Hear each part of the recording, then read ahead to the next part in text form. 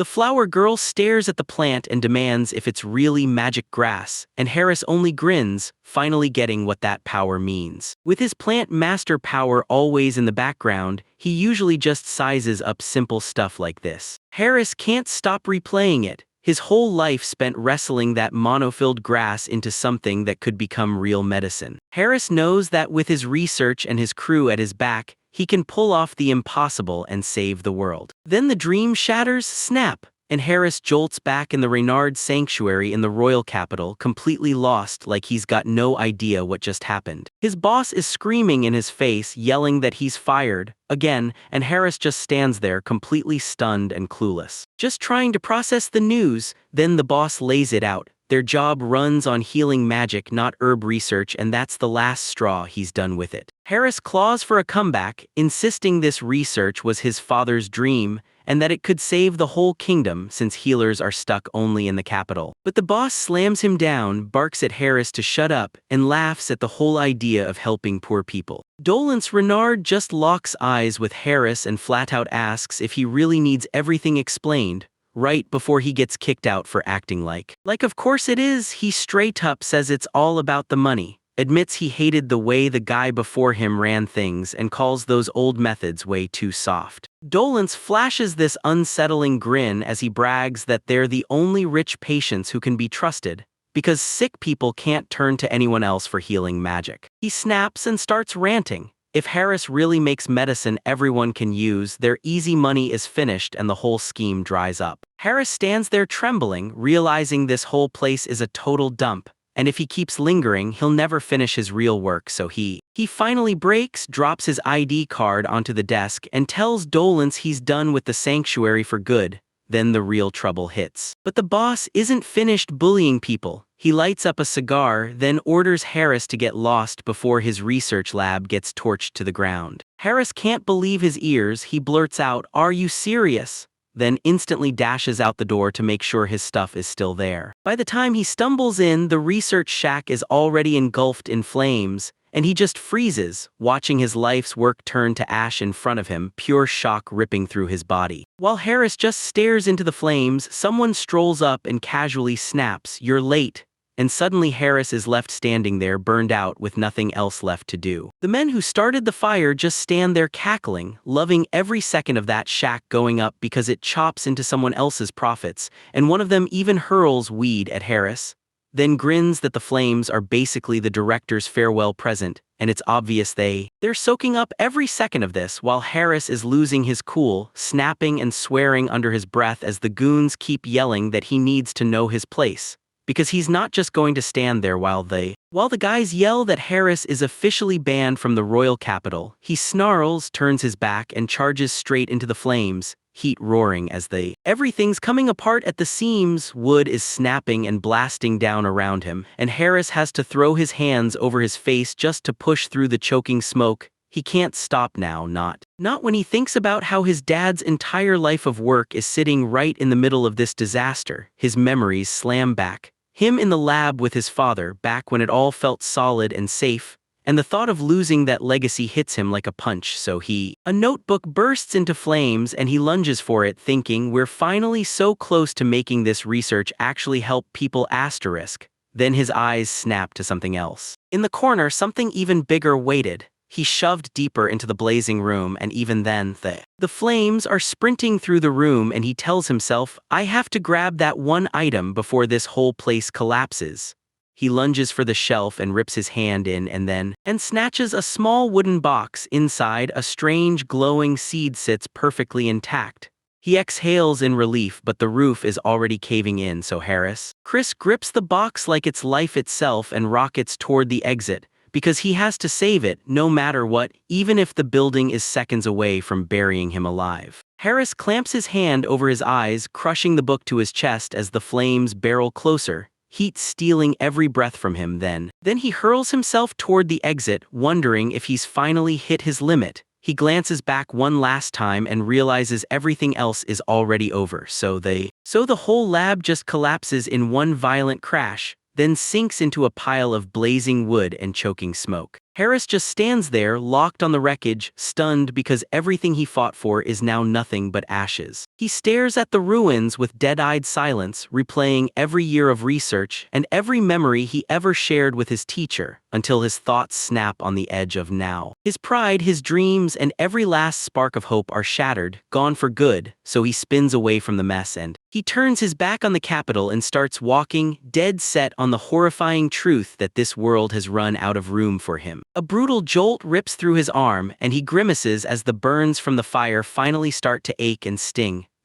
It hits him, he's already busted out of the royal capital, no clue how he even got this far. But that sharp sting in his arm is actually snapping him back into focus, so he whips his head around at the nearby plants, hunting for magic herbs to heal the wound before it spirals into something worse. Harris fires up his special eyes and scans the plants. Magic is flowing through everything. And then he spots vitality grass to heal himself and blue plum grass for its water mana, just like the exact boost he needs. To get to work, he's had this plant master power forever since he can remember, and it lets him spot the hidden energy sleeping in every single leaf. He grabs 2 herbs like he's already seen the future because with them he can pull off a quick fix, so he starts by hacking up the vitality grass thinking, yeah, these so-called magic plants are basically just weeds until someone figures out how to use them. He tiptoes to the next move, tucking the chopped pieces inside a blue dew leaf, sealing them away like it's the only way to turn raw plants into something useful. Then, once it's ready, he slaps the wrap over his burned arm and shoves his own magic into it, watching the paste instantly turn into real magic medicine right against his skin, making it all slammed him with why he ever started in the first place. He swore he'd make this tech cheap and easy to find so even the poorest families could get help.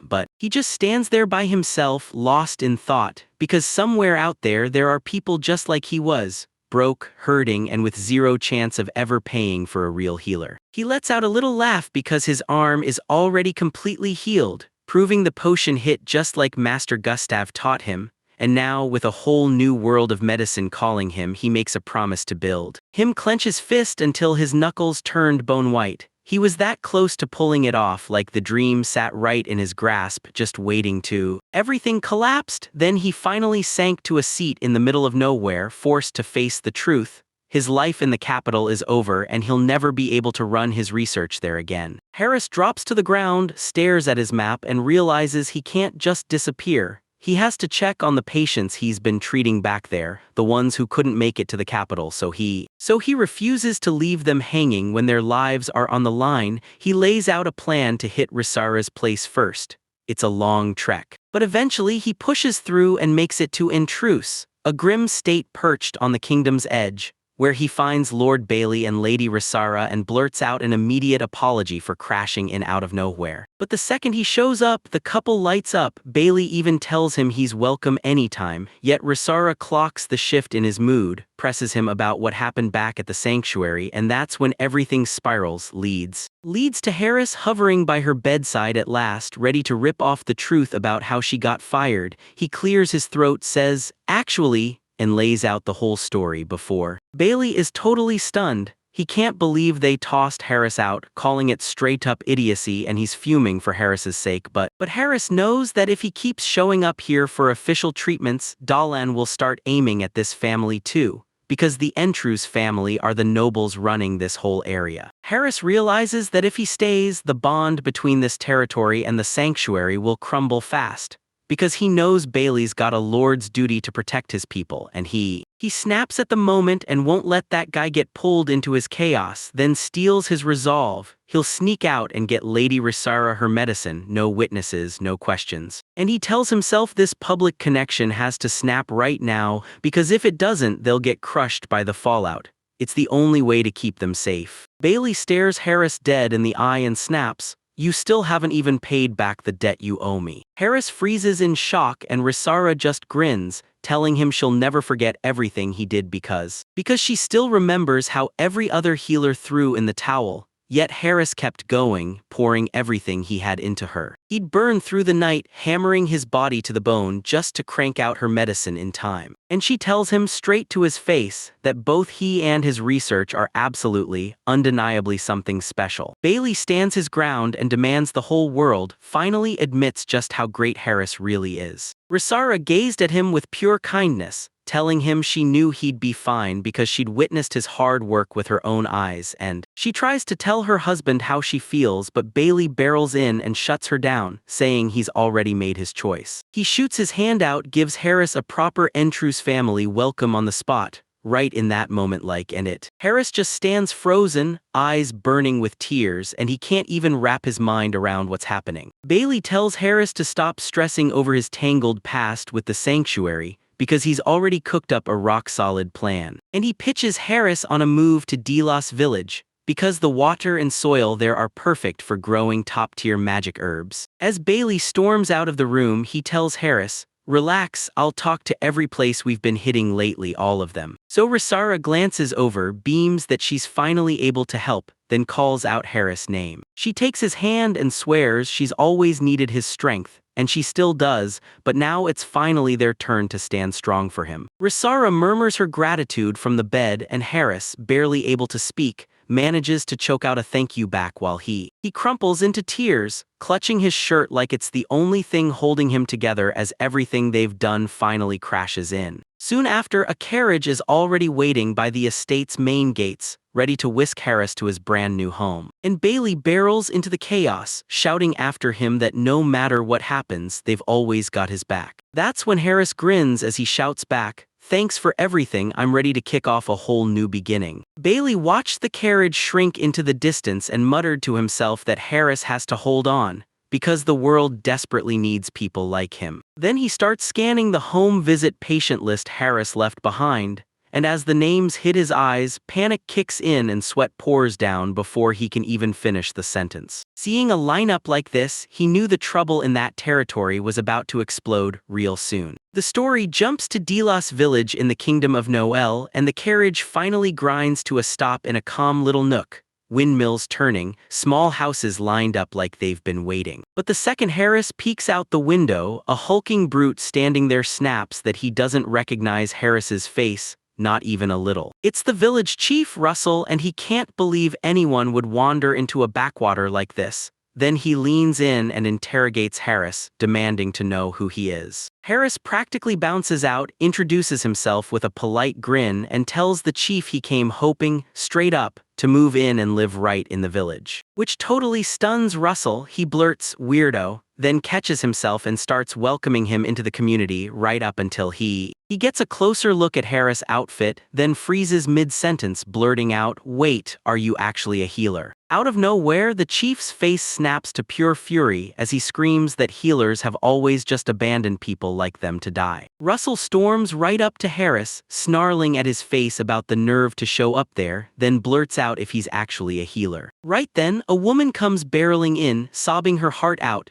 begging Harris to save her daughter and swearing she'll pay whatever it takes for the rest of her life. So Harris doesn't hesitate, he blurts out a yes and rushes in to help, even as Russell scrambles to stop him from getting involved. He just stares at the kid's blazing fever and the spots crawling across her skin, and his gut drops because this is red lizard disease and it's already sprinted past the early stage. And when the mom panics and asks if she'll make it, Harris reassures her, "Don't worry, they can still get there in time and save her." He knows plain healing magic won't cut it, so he dives into his bag and grabs the ingredients to whip up a special medicine. He quickly stirred powdered snakehead grass into liquid squeezed from boiled jinsetsu grass, then wrapped the whole mess tight in Suzuka leaves. Villagers huddle in stunned confusion as Harris starts shoving his own mana into the mix, sparking the cure to life. Then he leans down and softly urges the little girl to finish every drop as soon as it's finally ready for her. A blinding glow wraps around the girl as she starts to heal, and then, Boom, she finally opens her eyes and cries out for her mom, leaving everyone watching with shoulders dropping in relief. The mother yanks her daughter into a crushing embrace, tears of pure joy flooding her face, while Harris stands behind them, grinning like he's proud of the whole world. She just keeps breaking down in sobs, gasping "thank goodness" over and over, and swearing she's so relieved her little girl is okay. She flings her hands up to the sky, screaming that it's insanely amazing, and that the pain is totally vanished now. So when his mom thanks him again, Harris brushes it off as just the job and grins because he's genuinely relieved she's finally better. Then he whips around to the village chief and tells Russell, "Don't stress, I'll handle it. You don't have to pay me for this." And as Russell freezes in shock, Harris breaks it down. He's not a healer at all, he's a magic herbalist. He leads them straight to the plants, then fires off the details. Turns out the medicine he used was a rare special blend, brewed from everyday magic herbs, and he gets fired up and swears he'll make that medicine so powerful it's basically magic, so the poor don't have to keep dying. Then he begs to stay in the village and run his research. He locks eyes with Russell and pleads for one chance, swearing he'll show him exactly how dead serious he really is. Russell drops his gaze and admits Harris isn't some greedy healer, then blurts out a real apology for being such a jerk earlier. The little girl beams from ear to ear, shouting that Harris has to get good luck, while her mom just stands there, watching every second. Russell tells him, loud and clear, that he's more than welcome here, then officially names Harris the magic herbalist as a brand new member of Delos Village. Harris strides up to the chief, grabs his hand, and thanks him for the opening, and for the first time, it feels like everything's finally about to turn his way. He kept stewing over how that academy wouldn't let him do a single thing, but now he's finally surrounded by people who actually see his worth. He pumps his fist, grinning because he's about to turn his dreams into reality right here as the villagers stare him down. Later that day, in a whole different town, a bird swoops over shiny fancy buildings, clutching a letter like it's on a mission. And it drops right beside a merchant who can't believe his luck, rare as a comet. He's finally getting a message from Lord Bailey like this. The merchant finally tears open the letter, desperate to find out what huge news is hidden inside, and it's a message to all the peers. Harris got fired from the sanctuary, but the Intruse family isn't walking away, they're backing him with everything they've got. Rome Stockwell rereads it again and again, jaw hanging open. She can't believe it's real that Harris got fired from the sanctuary after all. The moment word about Harris hits the streets, Jurek, one of the top-tier adventurers around, shoots back, "Count me in," and dives straight to help. As Victoria Intress gets blindsided, she blurts out, like, "Wait, is your own family seriously throwing their full weight behind you?" Macti the mage starts spiraling, wondering if this means Harris is officially a free agent now.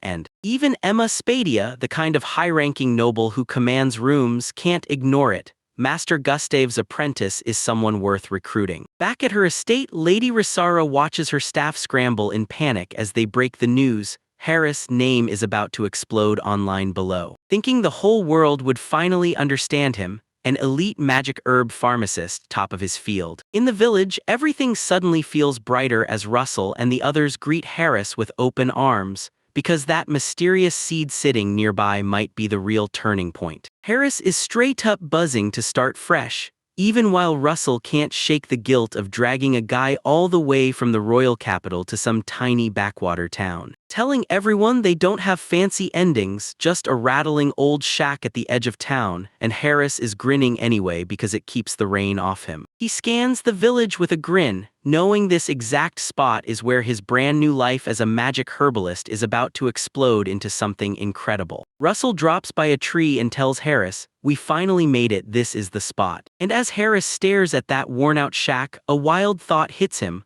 What if this is really where his whole new life begins? Russell glares at the building and blurts out an apology, admitting he never saw the place become this total wreck, while Harris just stands there taking it all in. But Russell snaps him out of the slump, tells him not to give up, and promises he'll help fix up that house. Harris drops to his knees, scoops up dirt in his fist, and grins that the forest and the river right nearby make him feel lucky. Hope surges through him as he stares at the soil, convinced his dream is about to become real. The chief's curiosity explodes and he presses Harris, "So tell me, how do you actually grow magic herbs step by step?" So Harris breaks it down like this. It's basically the same as growing regular veggies, digging up the soil and putting in the work, except mana and magic energy are the real power behind everything. Russell hears that and clenches his tool, muttering, "Got it now. And if that's how it is, then." He surges with energy, snaps at Harris that it's go time, and tells him to start farming right now. Russell stares up at the trees and blurts out that he wants to see it too,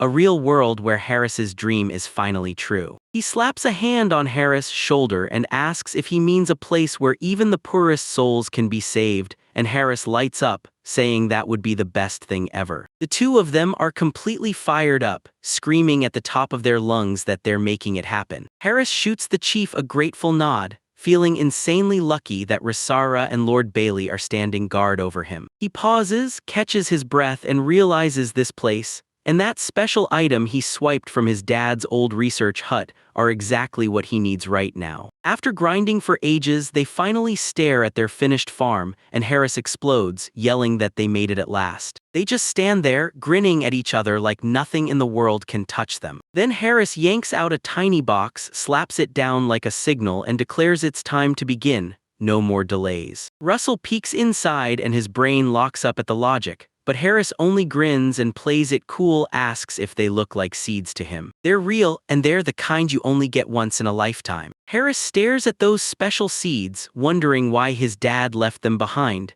If they're really all Ron seeds, then what on earth is about to happen? Suddenly the ground starts glowing, and Russell screams as the dirt in front of them explodes into blinding light. Vines and wild flowers shoot up at breakneck speed, twisting together into a human form.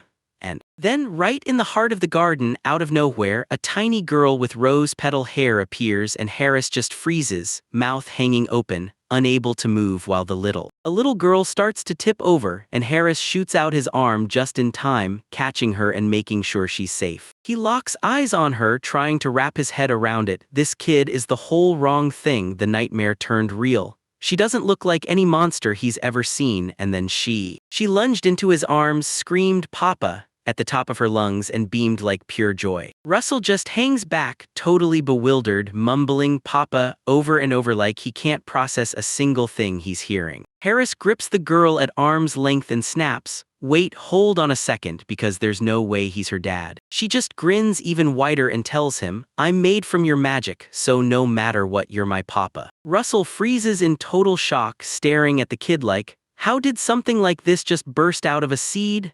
Harris scrambles to explain that it's basically an all-round magical plant familiar, but even he can't quite hide how rattled he is. He's totally lost about what's going on, then spots the little girl glaring at the busted shack in the distance and asks if she's worried about the S*****.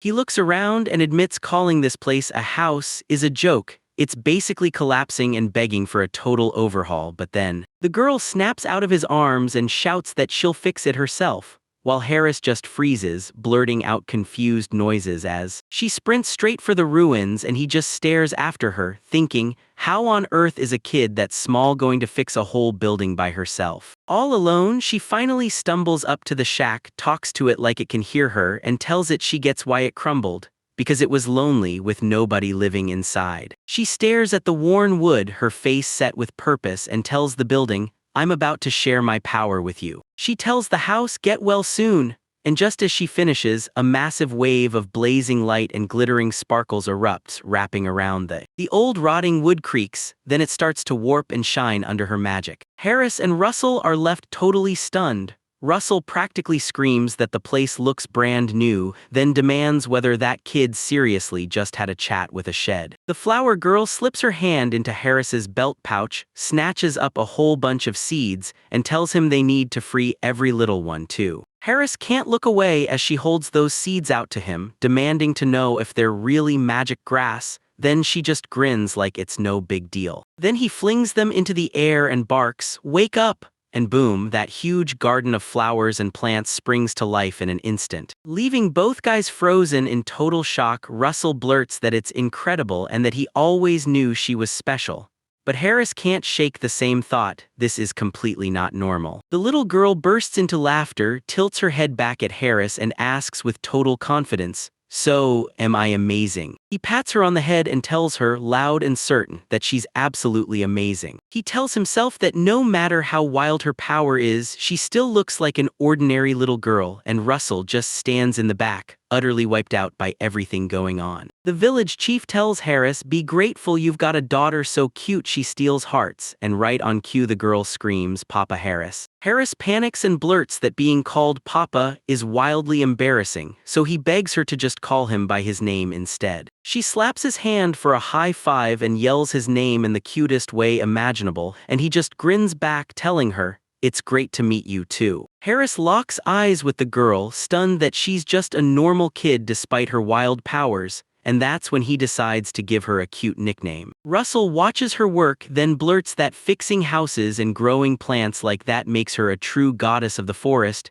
and it instantly has Harris spiraling with thoughts. The village chief yanks out a dusty old amulet and drops that there's a legendary story everyone here has been whispering for generations about. A village guardian named Lelishaldai, a forest god people swear reshaped a barren wasteland into a thriving home by raising houses and planting crops. Harris hears the tale and repeats Lelishaldite under his breath, trying to smash it into something shorter like Lelusha. He stared out at the trees and asked the girl what Lesha sounded like to her, basically trying the name on for size. She stares up at him with wide, shining eyes as he tells her, because we're borrowing this from a goddess, her name officially becomes. She erupts in cheers, spins, and dances in circles and hollers that her new identity is official. She's Leisha now. Russell just stands there watching her light up in the background and blurts out that it totally fits. She genuinely seems to love it. Harris thrusts his hand out and tells Lesha he can't wait to work with her from here on out. Leisha beams up at Harris, lets out a thrilled nice to meet you,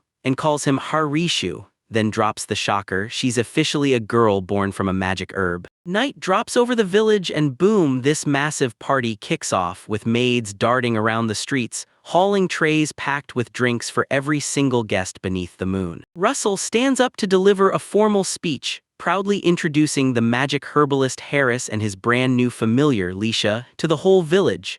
Then some guy in the crowd snaps at him to wrap it up because this thing is dragging on forever. The chief just laughs it off and nods along, and the whole village erupts in one huge cheer, shouting to welcome Harris and Lesha into their home. Everyone lifts their beer barrels in unison, roars of cheers explode, and they slam them back to kick off the celebration. The little girl Harris saved comes sprinting back with a plate of food looking completely healthy and tells him, I'm all better now. Harris flashes her a warm smile, tells her he's relieved she's doing great, and urges her to come back anytime she feels even a little off. The kid practically beams, then she spots a tiny flower girl and grabs Harris like, wait, is she the Lesha I heard about? Harris tells her it is, then begs her to be a real friend, while Leisha, looking a little shy, slips in and asks the girl to be kind. The girl beams, says it's great to meet her, then snatches Lesha's hand and drags her straight off to hunt for cake, while Harris just stands there, staring as they vanish. Harris watches Leisha and the girl drift off together, clutching that cake like a trophy, grinning because the whole village already welcomed her. Russell shoots in with a giant grin, asks Harris if he's having a good time, and right behind them some random dude yells that they're guzzling the booze way too fast. Harris grins that he's having the time of his life because the food and drinks are unreal,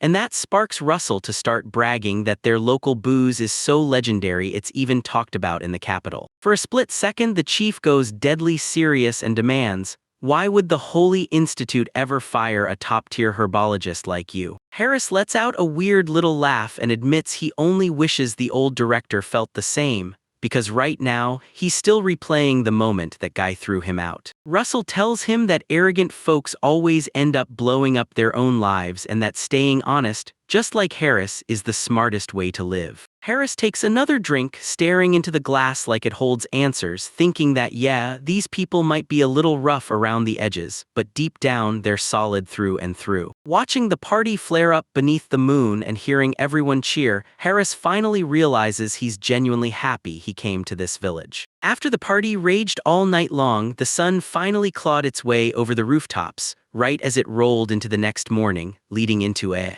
brutal morning. Everyone's face down on the tables, even Harris, slumped over a barrel and completely out cold. Harris slumped on a bench outside, admitting he totally overdid it with the drinks, even as he swore to himself that it had been forever since a party this wild ever happened. Lesha drifts over and asks if he's okay, and Harris barely forces out, "I'm fine," teetering over the table like one wrong move will knock him down. He realizes he's got the perfect hangover cure, so he tells Leisha he brewed some magic herbs yesterday, cooling spring herbs mixed with heat herbs, ready to whip up a quick, total fix. They pour the herbal mix into 2 mugs, then both of them throw it back in one gulp. Harris jolts up on the spot, pumps his fist like he's ready to fight, and yells that the fog is gone, and he feels amazing now. He shoots Leisha a quick thank you for the help, and she throws him a proud pose like, "You can always count on me for stuff like this." Harris decides to spread the wealth and dares everyone else to try it, while a brutally hungover Russell stares at him and demands to know what, exactly, he's been drinking. The moment the tea hits Russell's system,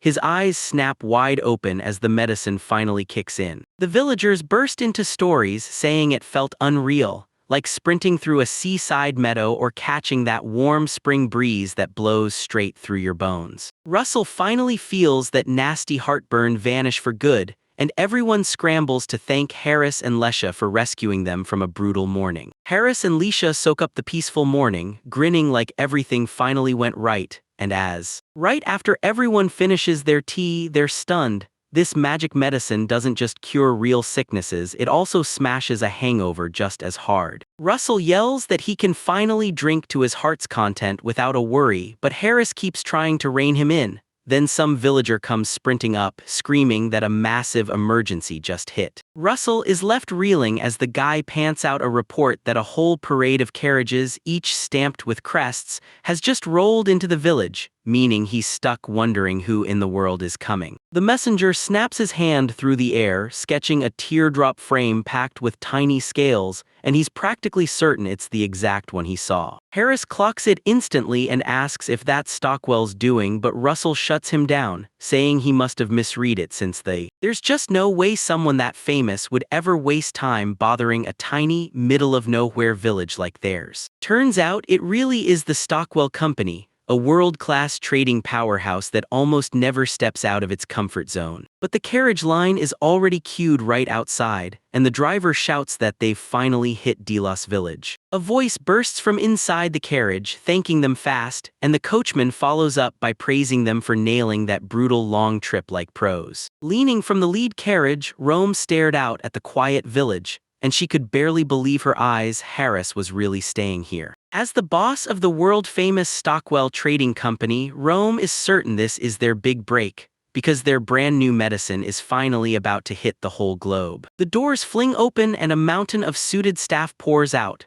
Then the legendary 88-suit Legion hits the village like a thunderclap, arriving with a grand, no regrets entrance. Russell shuts it down. Those carriages are 100% from the Stockwell Company, but Harris just can't wrap his head around it, thinking, why would they haul a crowd that huge? The girl hops down from the carriage and Harris squints as he finally recognizes her, only to ask, "Wait, are you really Rome?" The moment her eyes lock on him, her whole face lights up, and she screams his name like she's been counting down for years. She doesn't even wait for the others, she explodes into a sprint straight at them, and the guys just stand there staring as she tears past. She sprints up to him and snatches Harris's hands right away, practically bursting with, "I'm so happy we finally get to meet again." Harris looks completely rattled by the kid's sudden energy, then awkwardly blurts out, "Who are you, exactly?" Rome finally reins it in, lets out a breath, and gives a small bow, apologizing for keeping everyone waiting and promising a real introduction. Loam kicks off her pitch to Harris, promising they can get him everything, from simple breakfast bread all the way to literal dragon nail clippers. A whole line of sharp-suited workers freezes behind her, eyes locked on her like they're ready to spring the moment she gives the word. She steps forward and claims her title, second-generation head of the Stockwell Trading Company, calling it out like a guarantee that she's got the best merchant in the world right now. Then it hits her maybe she moved too fast, sending a message bird ahead. but her carriage races right past it. There it is, this tiny bird flutters down and lands on her finger, hiccuping mid-beat, while Russell fires off the explanation. The whole village is still nursing a brutal 3-day hangover. Loam glanced around, raved about how crystal clear the air and water were, and said that's exactly why the local vintage wine tastes so unreal. She offers to help spread the drink everywhere, but Russell snaps it down fast, claiming the recipe is a village secret, no exceptions. Russell's jaw drops because she knows way too much about this backwater town, so he presses her, asking who she really is while the Stockwell name echoes like a warning. Turns out it's the biggest guild in the whole kingdom, hawking every kind of treasure and gear you can dream up. Kobe, the founder, forged this entire world from nothing in just one generation. Now his 17-year-old kid is taking the reins and running everything. Harris keeps the introductions rolling, explaining how Rome's been training since he was a kid. Then it hits. Rome's kid-level logic somehow beats his dad's playbook, and boom, he's crowned as a top-tier merchant on his own. That hits Russell like a truck. Then the chief glares at Rome and declares, "No way," because this kid looks exactly like a girl. Rome just shrugs it off, scratches the back of his head, and cracks up that people trip over that same mistake all the time. Harris shoots back, doubled down hard, insisting that no matter how he looks, Rome is a full-on 100% boy. When Russell and the other village guys hear the truth, they totally snap like their brains can't even process it. Even with that cute face and flowery vibes, the truth hits hard. Rome's Stockwell is 100% a guy. Slipping past the confusion, Harris tells the crowd he's just relieved to see Rome thriving these days. It was huge. Back when he was a patient, the Holy Institute had basically washed its hands of Rome, dumping him like trash and leaving him for dead until. Then Harris finally stepped in with his special magic herbs, and Rome lit up with smiles as people hugged him, swearing he saved his life and dragged his health back from the brink. As everyone chatters, Leisha stays off to the side and watches the whole scene unfold in quiet silence. Rome drops to one knee, meets Leisha's eyes with a warm smile and asks her, "What's your name?" Leisha grins and blurts out her name, then asks why he's here, so Rome leans in and tells her the truth. He's only stopping by for a visit with Harris. Harris is stunned out of his mind. He can't even process it. Rome just rolled in with the whole guild crew and Harris blurts, "What's happening?" Rome snaps at him to quit the performance, saying the second he heard Harris got fired, he bolted over here like his life depended on it. The kid goes off in a fiery rant, tearing into Harris for being way too reckless with his own well-being. Rome gets intense and reminds everyone that Harris is finally free from the Holy Institute. So his herb research isn't just a dream anymore, it can genuinely reshape the world, and then he drops. A quick wink flashed in their eyes, basically telling Harris, "We're all in now, let's back your research and go full force." Sure, it's not some casual favor. Rome pats the supplies like they matter, then makes it crystal clear they're going all in on a real merchant-style business deal. He snaps back to Harris and says, "I'm asking one last time, can we talk about the magic herbs?" Russell cuts in, saying he's curious too, when the little girl whips her hand up and shouts that she won't be left out. Harris lifts a small weed that looks totally ordinary, tells the group it's nothing special, and he breaks it down like it's not some mythic treasure plant. Magic grass is just a plain old weed, something you can spot growing just about anywhere. The real secret is the plant's magic. It drinks in every kind of mana hanging in the air and locks it away like a living vault. But most times that power evaporates into thin air, unless you're a top-tier mage who can trap it and hold it tight. But the weed flips everything. Mana locked inside that magic grass stays rock steady, and it's way easier to handle than before. Victoria takes a slow sip, eyes drifting as she weighs every move in her head while. It's like trying to carry water, your hands can't hold it, but the plant works like a living cup, letting her scoop it up and move it wherever she needs. Harris leans in, amazed, and tells her she's sharp, because if you blend these herbs the right way, they'll heal anyone, even if they've got zero magic in their veins. He lifts the crushed-up mixture like it's treasure, claims it's a magic herb potion, and Russell stares in stunned silence, then blurts out if this is what Harris has been grinding on for all these years, only for the guy to nod calmly like it's no big deal. Loam nods along with the plan and Harris presses on. Sure, his appraisal power lets him read exactly what those plants are doing. Victoria clocks it right away. He's still fumbling with how to mix or process them, and the worst part is he's just trying every single combo until it sounds like an absolute nightmare to sit through. She's genuinely stunned that plain old weeds can be turned into real medicine like this. The crew decides to head out and Harris gets so fired up he pushes, "Let's go check the fields together." All four of them rush to the garden fence, ready to see how things are coming along. Victoria's jaw drops at how fast everything's exploding, especially since Harris only just rolled into the village a short time ago. Harris just grins, pats Leisha on the head, and tells everyone her power is why she's growing so fast, while Leisha loudly boasts that she's basically amazing. He shoots a quick look around like, wait, this is actually working, as he reaches into the bag of seeds and a handsome man strides over to Leisha, telling her it's time to wake the kids up too. She snaps a quick salute, then jumps right into action. Victoria just stands there, staring as he walks off, her mind screaming, what the heck does he mean by waking up a whole bunch of plants? Leisha rockets into the air with a booming shout, showing off her moves in the garden while Harris and the others stare in awe. Victoria stares at the thriving plants and it hits her. Once Leisha's power is on their side, Harris' research is about to skyrocket past anything they've done before. She tells them they'll finally be able to brew every kind of magic elixir, ones that can rescue patients nobody else can cure, and once they crack the process, they can churn out the medicine anytime. No mana, no talent from the maker required. Harris nods, grinning like, yep, that's it. Me and my old man, Master Gustav, chased this exact goal every single day. Loam chimes in, claiming that with tech this versatile, the guild can finally crank out healing at mass scale and ship it everywhere. So healing magic won't be the only option anymore. So the Holy Temple is about to get its healing monopoly ripped away. And once that control starts slipping, their whole reign of absolute power is about to come crashing down. Victoria stands frozen in silence and then it hits her.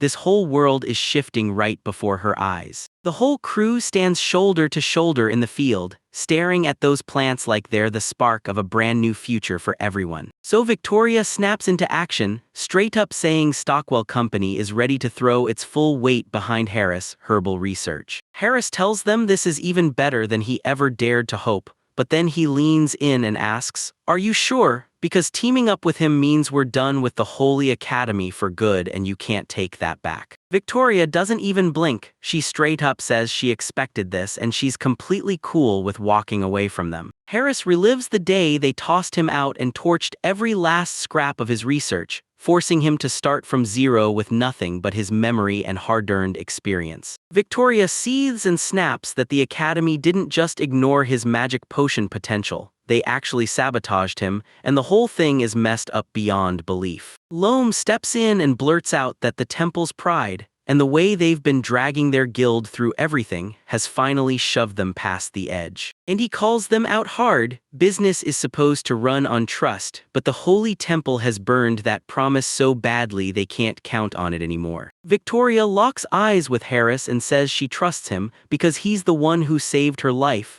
And then she adds that she can't stop admiring him for still trying to save others, even after they turned his work to ashes. Village Chief Russell locks eyes on them and realizes this isn't really about the money for Victoria. She's been fully swept off her feet by Harris, just like everyone else. Victoria clenches her crest, swearing she'll stand by Harris, both as a person and in the market, using her work as a merchant to back him up. She breaks it down like this. Stockwell's philosophy is business that feeds the seller, the buyer, and society, and it fights to keep things fair and perfectly balanced for everyone. Victoria opens up about her past and admits Harris went against everything the Holy Academy believes in, just to save her life, so she spent all this time grinding her merchant skills, earning every level just to pay him back. She's dead sure that if they fuse his top-tier research with her family's huge funding, they'll finally hit the stage where magic potions sweep in and take over the whole world. She shoots out her hand toward him, glowing like a beacon as she declares they should reshape the world together. Harris stared out at the horizon, stunned that he was finally treading the exact same road as the one living in his thoughts.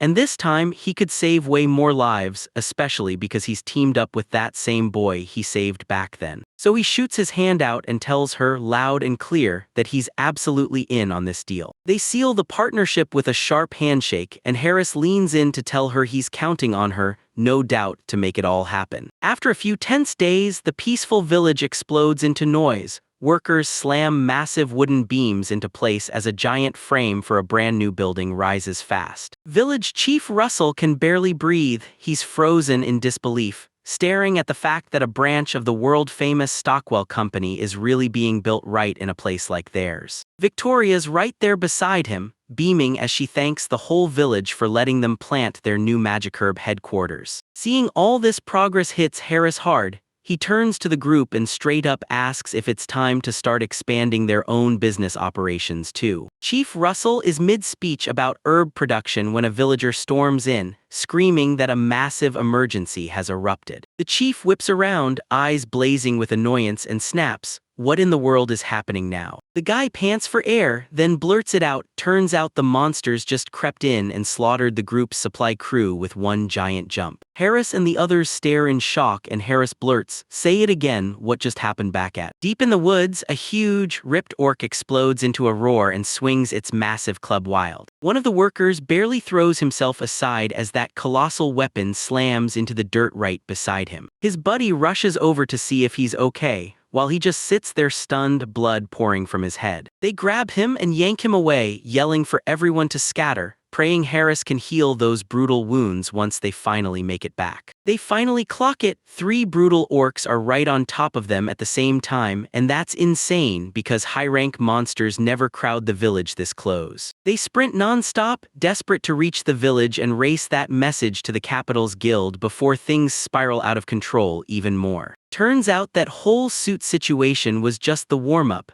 Now an entire army of orcs is crashing into the area. Harris mentions he heard 3 orcs rolled into town, and the village chief snaps, demanding to know if everyone's okay. One of the guys who finally got away shouts that the monsters are on his heels, barreling straight toward the village. Chief Russell snaps that they're putting an end to this right here and right now, and shouts for anyone who can swing a weapon to fall in behind him. While all this chaos hit, the word finally sprinted to the adventurers at the guild, so they could rush in, evacuate everyone, and send a message straight to the capital. Harris feels the carnage coming, so he grabs Russell and tells him, "You're coming with me, I'm here to help the wounded." They spot the villagers fast, and Harris barrels over immediately, scanning their injuries like he's racing the clock. They're relieved they made it, but one of the guys snaps, "Wait, there are still people trapped up ahead on the path." Russell tells Harris to stay put and lock in on the medical work while he takes over and does all the heavy lifting. He snatches his axe with a grin and swears he's a true adventurer from back then laughs that a few orcs won't stand a chance. Harris snaps at the villager to move fast and stay hidden, swearing he's way tougher than he looks, while, as he slaps more medicine on the guy's wounded arm and checks him over, he tells him, "You're patched up, now get back to the village." The man thanks him for the help, then snaps that out there he better watch his back, because trouble is lurking. So Harris swears he'll be careful, telling everyone that Russell and their top guards are on their side to keep everything under control. But the guy's shaking with pure terror as he blurts out, "This isn't what you think at all." He hammers the truth. This isn't a few stray orcs, it's a colossal horde, and Harris just freezes there, staring in stunned disbelief. Up ahead, Chief Russell is already in a vicious brawl, just barely warding off a monster's brutal smash with sheer instinct. One of the fighters screams that something's wrong with the count, and then it hits. There's at least 20 orcs out there, not just 3. Victoria starts to panic the moment she scans her supplies, because the odds are grim and she's nearly out of magic tools. Things spiral fast when an orc creeps up on her, and Russell has to scream at her to look behind her, because 1 second later might be too late. Victoria sprints through the woods clutching a seed, terrified she won't reach her mark in time. As she shrieks for Leisha to grab the seed, flinging it straight at her with every ounce of strength, and then vines burst out of the ground like a trap springing to life, choking the orc inside a brutal, thorn-thick snare. Harris bursts in right on time, practically breathing out relief that he made it, while Victoria snaps, "Thank you for saving me," and can't stop staring at this strange plant like it's got a secret. Harris tells you it's called vine bindweed, this wild magic plant can smash whole buildings flat like they're nothing. And he straight up admits he only even thought of using it because Lesha's plant growth powers, but the win feels kinda empty because the orc starts flexing, those massive muscles bulge and he snaps the vines like they're nothing at all. Harris finally understands that all that brutal force is just buying them time, but he vows to keep backing them up no matter what. Things look bleak. Harris blurts out that they're nearly out of herbs and the crew is still getting crushed despite every effort. So Chief Russell drops the order. He warns them they're about to be overrun and everyone must retreat right now. Harris and the others hunker down in the distance as Jurek slides into position right behind the massive oar, ready to shove it into motion. He vanished like lightning, slashing deep into the orc's throat and blasting the air with a violent spray of blood. As she calmly tells the group to hang on a second while she finishes scrubbing up the mess and Harris can't stop staring at the hooded girl, dying to know who she really is under all that **. She rockets straight into the thick of the pack, streaking by their weapons with absurd speed. Harris can't even wrap his head around it. Jurek is flying through the air, popping off multiple targets in one breath and with a calm stride she walks away, while the orcs behind her crumple to the ground after her lightning-fast strikes. Harris spots her and demands, "Wait, are you really Jurek?" Russell is completely stunned, blurting out, "Who are you? You're insanely strong." So Harris leans in and reveals the truth. She isn't just any member of the Steel Fangs. She's Zoan's daughter, the one who rules their All-Beastmen clan. Russell clocks that they're a whole top-tier squad, so that's why she casually steamrolls 20 orcs like they're nothing, just slicing straight through them. Jurek stands dead center in the chaos. 20 orcs lie scattered across the ground, wiped out cold by the girl's insane speed. Russell and the villagers can't even find the words for what they just witnessed. Jurek casually throws the group a thumbs up and turns back like it's nothing. She's the real deal, a top-tier adventurer in every single way. She strides up to Harris and says it's been ages. He's relieved she saved him, but he can't shake the confusion about why she's even here. So Jurek told her, "I heard you moved to the nearby village." She watched the road go to chaos and decided to step in. But Harris is still reeling. He blurts out, "Why are you here now?" when her clan is supposed to be one step away from clearing the Stardust Labyrinth. Jurek smirks and tells him, "You're a massive benefactor to the Steel Fang crew. Adventurers never, ever forget a debt." Harris watches the chaos swirl around her and she's still ice cold. Jurek even admits it was her lesson that taught her how to stay calm, read the moment and strike. And she flashes back to her rookie days. When pride took over, she landed in a brutal mess and she forced her father to step in and bail her out just like that, and fight to protect her. In the flashback, a doctor peers at her dad's leg and declares it's basilisk venom, then slams the only solution: cut it off or he dies. The healer roars that if Jurek's dad loses his leg, his whole career is done. And little Jurek collapses in a sobbing mess, shouting that it's all her fault, crying hard as she trails. She snatches the healer's coat and begs him to save her father, but he just turns his back and walks off like he doesn't care. He snaps at her, spits out that she's annoying, and taunts that if they're so determined to keep that leg, then they might as well die together. Jurek is left alone, sobbing so hard he can barely squeeze out a word. Then a younger Harris storms past that jerk healer like he's late for fate itself. Stormed into the room and demanded to see the patient, right now. Harris stares at Jurek's dad and realizes the poison and the petrification are spreading as one, and he knows that if he taps into his dad's research he can cure both, while Jurek still has time to be saved. Jurek keeps sobbing for help, but Harris flashes her a look so confident it could spark a fire. Then he tells her he'll cure him, so she better sit back and watch him work. He rips open his medical kit and snaps into action, saying that the cockatrice poison has to be treated the same moment as the petrification.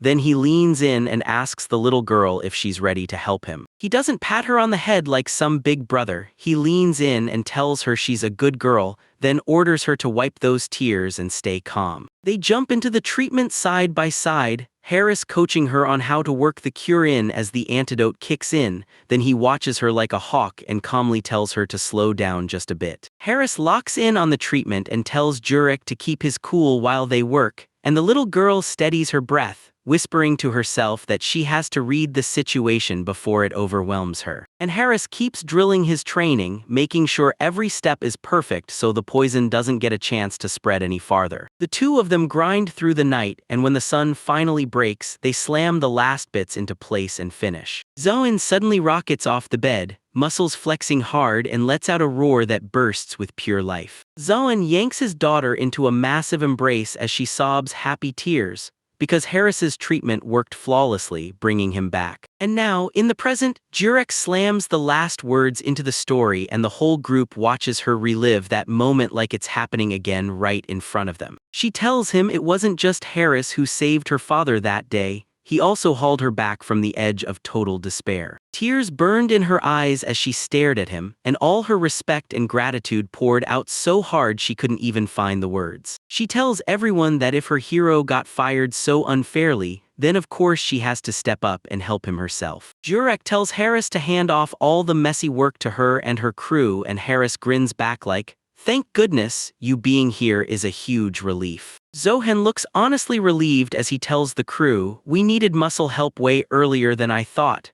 and then he laughs, saying that's exactly what he expected from a crew like the Steel Fangs, and he keeps the good vibes rolling, laughing like they can muscle through anything that dares to show up, while Harris looks visibly stressed, snapping at the big guy to stop jinxing them before something actually hits. With the orcs finally wiped out, Zohan calls it. Everyone grabs their gear and hurries back to the village. They're already yelling about hauling in another massive feast the second they step through the door, and Jurek's stunned. He can't even believe they're partying again this soon. Just as the group starts to head out, Jurek hits the brakes, totally frozen, while Harris spots her lagging behind and shouts her name, but when she answers, she just glares into the trees and tells him the battle isn't done point blank. Then she lays it out. Orcs don't usually swarm in huge groups like this, and seeing a horde this massive is completely unheard of. As Harris repeats her words, a nasty chill crawls over him, then a whole flock of birds suddenly loses it, erupts into the sky, and vanishes in a blur. Jurek left behind, he watched his worst fears come true as she drew her daggers and went dead serious. She swore the leader had finally surfaced. The entire crew slams into a tight defensive circle, weapons up, as Jurek yells that trouble's about to show up, company is coming. A hulking, terrifying orc lord smashes through the trees with a giant blade gripped tight, and just like that, the real fight finally kicks off. Harris screams for the team to finish off the final boss, but Jurek stares it down and knows it's a whole different nightmare, so she orders everyone to back off and vows she'll take it down by herself. Then the monsters unleash a brutal blast of wind, and when their swing connects, it slams them back so hard Harris and the rest get tossed around like trash, fighting just to stay upright. Harris can't believe it. The sword's pressure alone packs that kind of hit. Turns out this orc lord isn't just strong, he's a rare monster of a leader with power that dwarfs everyone else. It turns into a disaster-class monster, one that can wipe out a whole village, and Harris can't stop staring, baffled at why something that deadly is even lurking out here. While Zoan admits he totally misjudged how massive this threat really is, Jurek rushes in, only for brutal shockwaves to slam her back so hard she can't even get near the beast. Zohan watches the fight unfold and it crushes him. He feels totally helpless, wishing there was anything he could do to save Jurek. Suddenly, Lisha bursts into a sprint straight for the fight. Harris is thrown off guard and screams her name as she vanishes into the chaos. She nearly gets wiped out by a chunk of debris flying through the air. She barely scrapes out of the way, heart pounding, and tells herself, that was way too close. Harris lunges to her side the second she hits the ground, and he fires off frantic questions, begging to know if she's okay after a move like that. Lesha glances back, a fresh scratch on her face and laser focus in her eyes, then tells Harris that his friend is giving it everything out there, so she's stepping up too, ready to help however she can. Harris watches Lisha gamble everything, and something in him snaps. He can't keep stalling, so he rushes in, tells her he's ready to do whatever it takes, and demands she show him exactly how he can help. Then he asks Lisha to lend him a hand for the plan, and she's all in. even as Jurek stays in the back, fighting tooth and nail to keep himself in the fight. Zohan erupts in a shout, demanding to know what Harris is up to, but Victoria screams back that whatever he's doing is way too dangerous. Harris just shrugs them off and hurls a handful of seeds at the monster, yelling for Lisha to handle the rest. Boom, the moment they hit, the seeds erupt into brutal, thorny vines that snap shut around the Orc Lord. The beast gets caught up in its own mess, and Jurek barrels in, swinging hard while it's trapped. Russell stares in shock as the monster refuses to flinch, even with the vines wrapped around it, and Victoria's worry spikes by the second. Victoria snaps at Harris to stare at Lisha's face, and the second he does, he knows something is horribly off. Lisha looks completely. Harris starts to panic, wondering if he pushed her too far, because he finally realizes she doesn't have infinite magic and she's slamming into her breaking point. He halts mid-step, hits the brakes on his thoughts, and remembers Lisha was born from a seed powered by his own magic, so if that's truly the rule. He snatches her close and demands she just tap into his magic power directly so the fight can keep raging. Lisha locks eyes with him and says it's not much, but he should grab everything she's got. Harris doesn't blink, saying he'll use that power So Lisha flashes him a smile and tells him, "I can keep going now," and just like that, the two of them finally click and move as one. Harris cradles her tight as they stare at the thorny vines surging ahead like something alive is hunting them. Harris knows the only move he's got is stalling for every last second against a normal orc's strength, but when an orc lord is in the mix, even those few precious seconds feel like they're slipping out of his grasp. But he figures if he can just keep the big guy busy for a heartbeat, it might be enough to flip the whole situation around while the orc lord thrashes against the magic plants, clawing and ripping at the vines that trap him, desperate to break free. Jurek clocks the opening and tells Harris this distraction is a gift, because Harris is about to move and she's already locked in, ready to strike. Boris realizes Jurek is back in the fight. She vaults into the sky and smashes down on the monster like a living shadow. She rips her daggers free midair, locks onto one target, and drives one clean strike straight through. The blade slammed deep into the Orc Lord's neck, spraying blood everywhere as Harris and Lesha stood below, staring in shock. The massive Orc Lord finally buckles, pitching forward as blood erupts across the ground. Harris and Lesha reels back and watches the monster slam into the dirt. The whole crew erupts into cheering. Russell thrusts his axe up high as everyone celebrates the win, while Harris just stands there, staring blankly. Completely drained, he strains to force out a word, but his legs collapse and he desperately pleads for help as he starts to fall. Lesha and Victoria both shriek his name the second they watch him slam face first into the ground. Russell leans over him and the truth hits hard: this guy's running on 0 mana. He can't believe Harris would be reckless enough to burn it all away. The team decides they'll haul Harris back to the village so he can crash and sleep it off, split the luggage between them, and start making plans to report the attack to the capital, completely clueless that a mysterious girl is lurking in the treetops, staring at them like prey, and when she spots Harris, her eyes lock in. So that's the magic herb apothecary, and she can't help but think, that little crew over there looks like it's going to be a total nightmare later on. She hops down, stomps onto the dead monster, and seethes, because they just trashed her favorite orcs. But she decides she's already done more than enough for today, so she turns around, heads for the nearby mansion, and rushes to report everything to her bosses. The glass slams onto the table with a sharp crack as a hand clamps down on it like it's about to explode. Dalen is in total meltdown over the newest sales reports. He demands to know why the numbers are so pathetic and basically snarls, "Are you even trying to squeeze every last bit out of the patients?" One of the goons starts talking like, "We're trying our best," but then he admits the real problem: people just aren't showing up anymore, and it lights a fuse under Dalan's rage. He looks ready to burst a vein, snapping back that injuries and sickness don't just vanish on their own. Then that creepy look flashes across his face. Click, everything finally lands, and he realizes the chaos is all coming from Harris, the guy he kicked out. Turns out Harris has been creeping around with the Stockwell Company and the Steel Fang Group, and Dolence is sure he's trying to torpedo their deal with the Holy Institute on purpose. He hunches over his desk, murmuring Harris' name again and again like a spell, trying to force his mind to finally understand how. And just like that, things went from bad to worse. his staff drops another bombshell, saying there are fresh rumors that Harris is trying to join forces with the Spadia family. Dahlan crumples in disbelief at the name Spadia, and his mind snaps to that arrogant noble who flat-out refused to sign an exclusive deal with them. Then it all snaps. He jerks to his feet, screams Harris's name at the top of his lungs, and calls him a spoiled piece of trash, an eyesore who should have stayed buried in the dirt where he belongs. Dolan snaps his back to his men, thinking the Spadias wouldn't waste their time on someone like Harris. But he's not rolling the dice. He wants Harris dealt with now before this spirals out of control. He yanks his glasses up tight, his face warping into a vicious grin as he mutters that Harris is a total brat.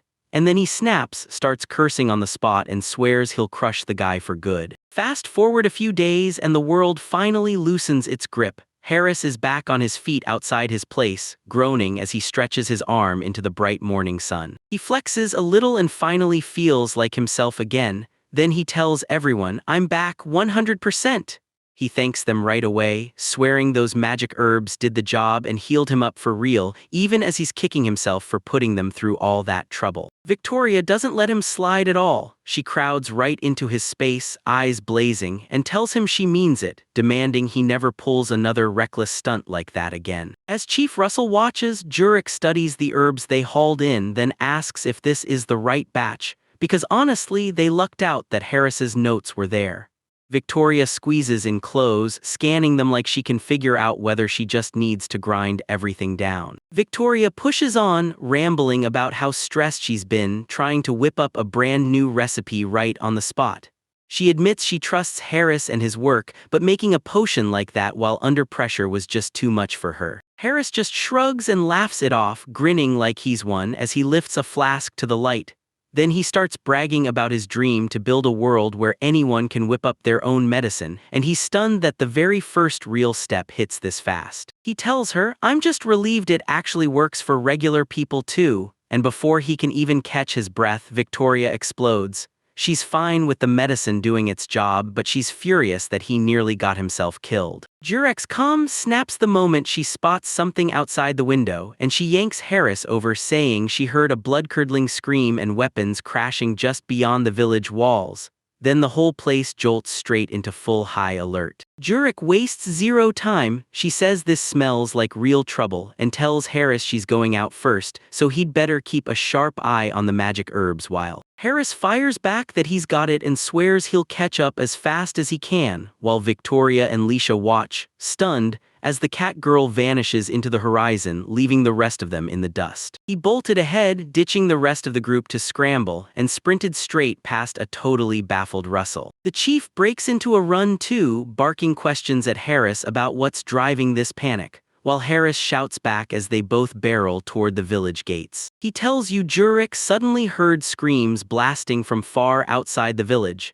and before anyone could stop her, she vanished ahead to investigate. Russell can't believe the girl's hearing. Then, right as they crest the hill, Victoria spots the chaos and demands, "Is this the place?" By the time they finally arrive, Jurek is already standing over the bandits she just crushed, like she's daring anyone to try her again. When the rest of the crew finally barrels in and catches up to the ambush, Harris shouts over to Jurek, demanding to know exactly what's waiting for them. Jurek tells Harris they've already wiped out the dozens of bandits along this stretch, and Harris snaps around to a battered guard by the carriage, demanding to know if those were the men who attacked, before he finishes noticing the man's bleeding is getting out of control, so Harris barrels over with his gear, grabs him, and demands he stay perfectly still while he inspects those wounds. The injured guard looks battered beyond belief. He gasps, apologizes for slipping and dropping his guard, then leans in and asks Harris straight up if he's really a healer. Harris straps up his kit, admits he's no miracle healer, then tells the guy to breathe easy because the treatment's in his hands. He yanks out a rare plant, slams it onto the wound, and boom, an enormous flash erupts, leaving everyone stunned. The guard is absolutely stunned by what he's feeling. He knows this healing magic isn't normal, and he can't figure out what's happening. Harris leans in and says he's treating people with magical herbs. This is a whole brand new kind of medicine, and the quick results practically shout that he's right. Just as Harris wraps up, a voice rattles from inside the carriage. chanting magical herbs like they've been dying to hear those words. A noble girl in a glittering dress steps down from the carriage like she owns the night,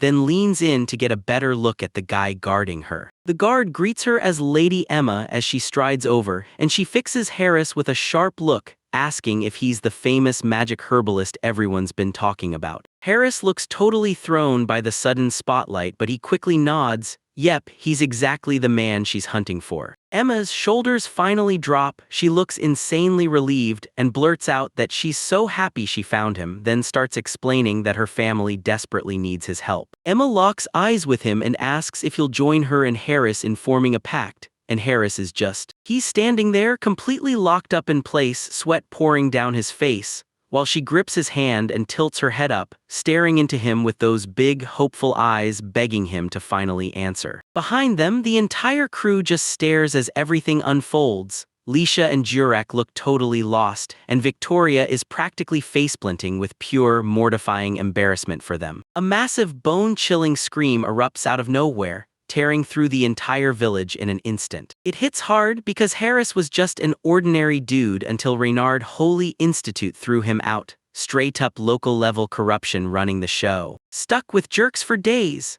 he finally ditched it all and moved out to the remote village of Delos, only to find real shelter there thanks to the people he'd helped before like Lord Bailey and even that cranky village chief. He's been getting walloped by one new clash and reunion after another since moving in, crossing paths again and again with Victoria, Jurek, and Leisha. He even pulled off the impossible, saving the village from a brutal orc invasion that was squeezing everyone's lives into pure trouble. After everything, he finally snapped into focus. He'd dedicate his life to spreading magic herb medicine across the world and prove there was a cleaner way to heal that didn't feed the corrupt church. Right after he makes that massive life choice, everything explodes. Emma is still there, gripping his hands, begging one last time for him to form a pact, and Harris is left staring in total silence. Emma clears her throat mid-sentence and warns him that her words could spark a huge misunderstanding, especially because Emma catches the way it sounds and blurts out a quick apology, just to clear up the confusion fast. She steps in with a sharp introduction, flashes her Spadia family status, and straight up declares she wants Harris as her exclusive magic herbalist. Harris just stands there, frozen in shock, struggling to even repeat the words about getting an exclusive hire. The whole crew piles into their carriages and bursts onto the road, talking as they roll out. The knight steps up and lays it all out. Turns out their old healer is retiring, and they've been panicking ever since, scrambling desperately to find someone new. Harris finally snaps the pieces together and realizes, oh, that's why everyone dragged themselves all this way to find him. The knight leans in and confirms the rumors. Yeah, he really is living nearby in Delos village. Emma snaps that they've got to hit the local lords at the Antruth estate next, and the knight immediately warns them to follow the proper rules, because this is basically stealing a worker right out of the neighborhood. The knight bows his head in shame and admits, I was the only guard, because they'd been sneaking around in secret right up until the bandits struck. As the trip started, the original horses panicked, bolted out of control, and nearly ruined everything, until Lord Rome somehow hauled together a new carriage in time, and they finally get moving and make it to. Inside the Antruth residence, a massive mansion, someone in that fancy estate asks Lady Risara how she's been feeling lately, and Risara bursts into a tiny laugh, and just like that she reminds everyone she was examined the other day. Then she grins and says she's actually doing great since then. Harris lights up at the good news, then shoves the medicine into her hands and orders her to take one packet every morning and every night. Russell's jaw drops as he blurts, wait, another magic herb potion? Because he can't believe it can cure diseases, not just patch up bruises and cuts. But Harris just grins and says it's even better than that. Anyone can make this stuff, no magic required, no special talent either. Even though Harris is crushing it, he admits his research is only halfway finished, because he's still battling to crack cures for diseases everyone swears are impossible to defeat. There's still a mountain to climb, figuring out how to grow herbs packed with even more magic power.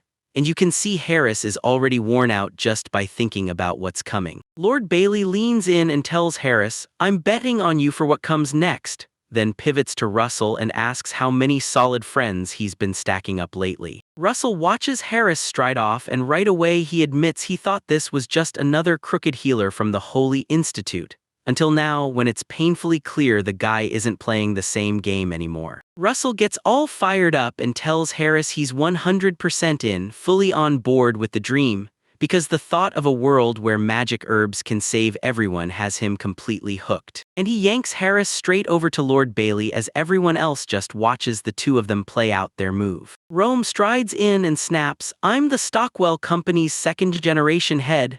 Then he drops the real reason Harris saved his life when he was a kid, so now his entire mission is flooding the world with magic herbs. Then Jurek of the Steel Fangs steps forward and introduces herself, smiling like she's thrilled to finally meet everyone, because she's vowed to repay the debt she owes Harris. Harris glanced at his tiny companion and asked Leisha, "Can you say hello to the group too?" And the little one. A little girl introduces herself as Leisha, and she tells Harris she's the one who helps all his herbs grow. Casual at first, then she suddenly swings into stiff, overly polite, formal mode. Risara breaks into a grin as she gushes that Harris has finally found an amazing crew of friends. Lord Bailey glanced over as another guest walked in, spotted a tiny newcomer and demanded, "So who's the little one?"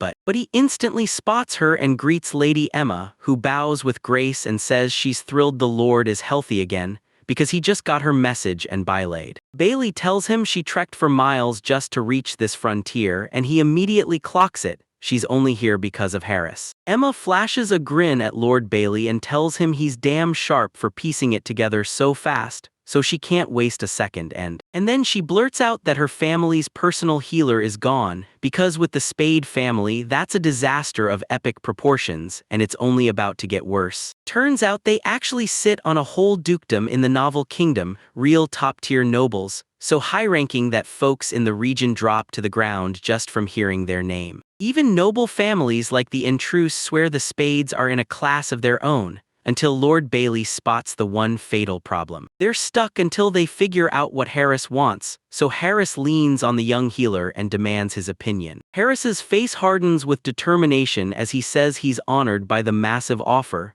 but then he snaps that he can't accept it. The whole crew watches as Bailey grins and tells them that becoming the Duke's exclusive healer means a guaranteed, easy life, and he's dead certain that's the best deal they'll ever get. And Harris admits it feels like the kind of offer you wake up from, but he clenches his fist and tells him straight up, he can't keep living off other people's kindness. He glances back at his work and says it all happened because everyone pitched in. Now magic herbs finally thrive in Delos Village. Harris can't stop thinking about how Rome and the others already pulled off the magic herb medicine, and that means mass production might finally be right within reach, and his real dream is to forge a world where every single patient gets saved. No bias, no exceptions, just hope for everyone. So he tells you his next massive mission, brewing even stronger medicine and hunting down rare magic herbs that nobody's ever even found. He rushes to apologize for his bluntness, then tells Emma, "If I become your family's exclusive partner, I'll lose the freedom to work on my own terms." So he drops to one knee, bows to the nobles, and officially slams the door on their massive offer. Lord Bailey locks eyes with him for a heartbeat, then suddenly goes, "Oh, I get it." And the moment he understands why Harris got kicked out of the Holy Institute, everything clicks. He throws his hands around like it's the only truth in the world, ranting that the temple just wants to butter up the duchy. And honestly, a genuine guy like Harris was never going to belong with them. Emma tells them her father Arnold is brutal to anyone without dignity, so he swore he'd never sign a deal with the Holy Temple, and the guys are freaking out because to them, he sounds like a straight-up demon. Harris chuckles nervously, then calls out Director Dolan, saying he can totally see the guy smiling and shamelessly buttering up any noble just to climb higher. But Lord Arnold is nothing like that. He's pure integrity, backing the white lily crest of the Spadia family with his whole soul. Emma flashes him a gentle smile, tells him she fully understands and lets him feel it, every bit of love and support cheering him on. She nods at Lord Bailey and Lady Risara, then even kneels her respect toward little Leisha, because in her eyes they're the ones who genuinely care about him. For a split second the whole room freezes, everyone stares at each other like, wait, Harris has done all that. From the tight bond he's built with Rome and Zurich to the hard-earned respect he's won from the ruthless village chief, Russell. Back in Delos village, everybody has Harris woven into their lives now, and there's no way they're letting him go. Emma glances at Bailey and admits her dad, Arnold, might be thinking something totally different. She thinks using their family power to strong-arm Harris into joining them would be a total jerk move, destroy their reputation in one shot, so she's convinced her dad will see it and get it. They all just stand there in the massive hall, staring at what they've chosen, letting the weight of that decision crush in. When Harris starts spiraling with nerves, he blurts out that maybe he should just swing by as one of his usual stops. No need to be exclusive, and Emma instantly snatches his hands, leans in so close her voice hits like a punch and demands, "Are you really serious about that?" Emma swings her gaze to the group and says she's totally in, right up until her family back home gives it the all clear. She's like, "I'm 100% sure Harris is the kind of guy everyone can trust," and she's backing it up hard, especially with the way his skills with magical herbs are the real deal. Emma grins and promises she'll send for a familiar anytime she needs a hand, and Harris gets completely amped, swearing he'll be there the second she makes the call. While the rest of the crew just stares on, they finally sink into relief, everything's settled, and the tension is gone. Victoria scans the room and realizes just how wildly talented everyone is, and it lights a fire in her chest because she desperately wants a way to be useful, but then doubts crash in. She convinces herself she has zero business sense, zero fighting skills, and none of those special powers the others seem to have. Harris steps forward with fierce determination, saying it means the world to finally be seen for his research and for his friends, and he turns to Emma, grateful that her support is exactly the breath of relief he needed. Emma just freezes, stunned by the truth. Turns out all he ever wanted was her to finally recognize the work he'd been pouring into everything. Rome cuts in, stunned at what this means. Having a Spadia family daughter show up in person is huge for their name and reputation. Emma flashes a huge smile and says she'll come back to visit as much as she wants, and that instantly makes Bailey's stomach drop. He stammers that if she wants it to land right, they should call it official patronage because the public will buy that way more easily. Emma snaps the room to attention and yells, "Harris group," and it blindsides Harris completely. Then she keeps going, schooling the whole crowd that they have to team up and build the world Harris is dreaming of. The whole crew erupts into a massive cheer, and even though Bailey thinks it's completely ridiculous, his body moves on its own. He shoots his fist up and joins the madness anyway. The whole room buzzes with excitement as everyone cheers together, and even the folks who never speak up are finally caught in the joy while Lady Risara lies in bed watching it all. Risara catches familiar footsteps closing in on the door, smiles to herself, and lets out a laugh because that troublesome kid finally made it home. The moment they hear her voice, everyone starts guessing, who is she talking about? And in the blink of an eye, it all clicks. Suddenly, the door blasts open, and Victoria Andrews storms in, screaming at the top of her lungs that she's back. Everyone just freezes in place, stone cold. Then the Truth Daughter bursts in and the whole room erupts in shock. Harris scrambles to shatter the awkward silence, blurting that it's been a while and that he's relieved to see she's doing okay. But Victoria just fixes him with a cold stare like she's seen a ghost. She spots him in her house and totally freezes. No words come out, just a stuttering mess as her mind races and won't stop spinning. Emma just smirks through the chaos and flashes Victoria a casual greeting like everything is totally normal and nothing weird is going down. Victoria's at the top of her lungs, screaming at Harris and Emma, demanding to know why they're together at her house. That shock hits so hard her brain flatlines for more than 4 minutes, while everyone else just freezes in place, staring as she spirals and freaks out. Harris and the others scramble to get her attention because she's just standing there frozen, hands clamped to her face like she can't move. She snaps back to herself in a rush, yanks her collar straight and forces her mind back in line. Victoria dips into a deep bow and rushes out an apology, admitting she completely blacked out for a second, then finally greets Harris the right way after all this time. She blurts out, "I'm so sorry, I made a scene in front of everyone," and then she steps up, introduces herself with perfect formality, and tells you she's currently a student at the Noel Royal Academy. Victoria admits she got lucky with a natural gift for healing magic, and now she's grinding every day, determined to become a real professional healer. From her bed, Risara blurts out that Victoria has been idolizing Harris ever since he saved her life. Victoria snaps, face blazing red, yelling at her mom for spilling the secret she was absolutely supposed to keep locked away. Emma can't believe anyone from her own family actually hauled themselves out to this remote estate. Then Lord Bailey slams in, asks if she's really here just to scope Harris. Lord Bailey cuts that idea off instantly, and Emma chimes in that no deal got struck, so she's about to leave, leaving Victoria standing there completely clueless. Bailey leans in and asks Harris if he's truly sure he wants to turn her down, because working for a ducal house would basically hand him a future on a silver platter. But Harris won't budge. He breaks it down that they already hammered out a deal for house calls, so he won't get trapped in some exclusive contract. The second Victoria hears the news, she erupts,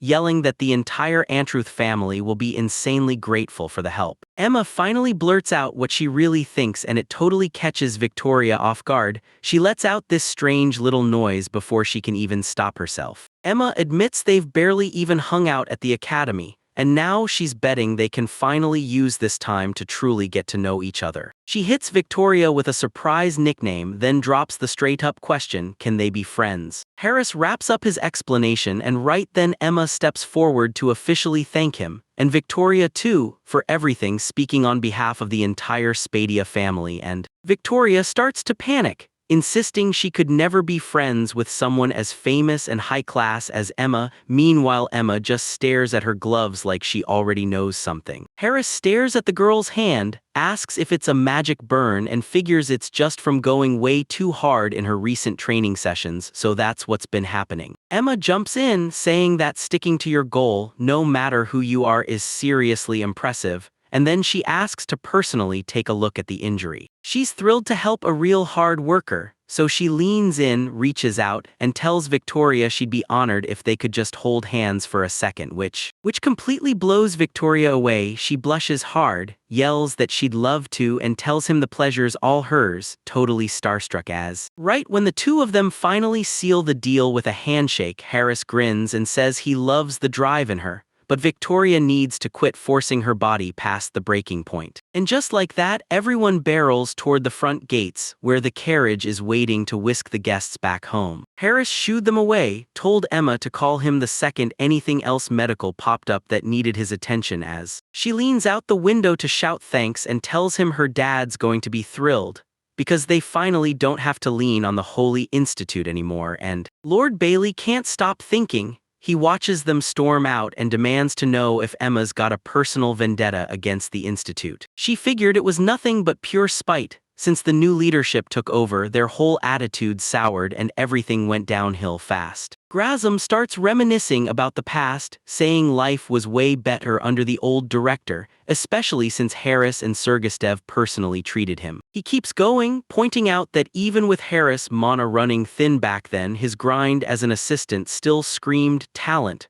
And somehow that's exactly the tale that snagged Lady Emma's attention. Victoria stared in pure awe, her eyes shining like a kid hanging on every word of a legendary hero's story. Grasm tells her that's exactly why Emma can't stand the Holy Institute's selfish ways and how they twist their healing powers for their own gain, and that shocks Harris because he had no idea. Victoria pokes her head out and tells Grasm to end the conversation, and the knight nods. Then he announces they're packing up and heading out. Victoria swore she could feel Emma's elegance even through the carriage walls, and right then Harris and the others just stood there, stunned, like, what kind of aura was she talking about? Suddenly, Victoria's eyes widen. She realizes she almost forgot something important. She yanks out a sealed envelope and tells Harris, I've got a letter from the headmaster, like he had one specific message he couldn't wait to deliver. As she hands it over, she blurts out the only thing she's sure of. It's supposed to be insanely helpful for his medical research. Harris glares at the letter, itching to know what's inside, then swears he'll swing by and pay his respects as soon as the village is settled. Victoria suddenly pipes up and yells at Harris, catching him completely off guard right as he was about to. She's about to leave, but she stops him and spills it. She's been grinding her heart out to become a top-tier healer, yet the truth is her real dream. blend that magic with herbal medicine and save as many lives as she possibly can. The girl's nerves snap even tighter. She leans in close and tells him point-blank that's exactly why she has to ask him for a massive favor, and it leaves. He stood frozen in shock when Victoria suddenly dropped the question, right there, right then, asking him to take her on as his apprentice in herbal medicine. She tells them she wants to uncover the real power buried in herbs' work, power that crushes what normal healing magic can ever do, while Emma stands off to the side, watching. Harris just stood there, silent as a statue with his back turned. So Victoria's nerves spiked and she blurted his name again, praying he'd finally say something. Harris smirks to himself when Apprentice hits. Suddenly he's a kid again, screaming at his old man to teach him everything so he could finally start helping people. In the memory, his father glances up from his medical gear and tells young Harris that landing an apprentice is a huge ask, especially since he feels like he's still trying to figure himself out. Then he pats Harris on the head and tells him, if you're serious about building a new future for medicine, we'll walk that road together. And that memory still haunts him all the way. Harris gets nailed right in the gut so hard it shakes him. This time, he tells himself, and then he snaps his focus to Victoria, who fires back instantly like she's been waiting for his next move. Harris locks eyes with Victoria and tells her straight up, if she's serious about medicinal herbs, her academy lessons come first, and once she hears that, knowing that. So he steps up and swears he'll stand by her like a comrade in this new age of medicine, promising to teach her every single thing he knows. Victoria's eyes flare bright with pure excitement at the news, and she shoots off. She yells a massive yes, clamps onto Harris' hand, and can't stop talking about how pumped she is to team up with him. As her carriage starts rolling, Victoria throws both arms up, waving like crazy, and screams at him to come to the academy soon, because they're going to be waiting. For the next few days, Harris stays locked in at home, scribbling out how coagulation grass and calming grass truly work, mapping every detail like it's his next move. He kept scribbling down the exact recipes for things like crimson lizard disease and wolf bite disease, until he finally slammed shut the whole guide. He brings the finished notebook to the group and presses Rome for a second opinion, determined to make sure the info is rock solid. Rome takes one look and grins, saying it's flawless, because if anyone can understand it, then the guild can finally crank out the big-scale production for real now. With the whole crew jumping in, they finally kick the production of those magic herb potions into full gear and keep it rolling forward. Delos Village steps up and takes control, and that's how the whole operation finally kicks into gear by growing every last magic herb. While they're out farming, the crew from the Stockwell Company swoops in and takes over every bit of the processing work. Even the adventurers, escorts included, jump in and heave the heavy crates so nothing falls behind. Village Chief Russell slaps Harris on the shoulder, pushes him out the door, and tells him to trust the village to his own hands. Harris pumps his fist and declares he's officially heading to the academy, ready to take on this next huge step. Right as they hit the road, Harris shoots Rome a thankful look for getting the carriage ready,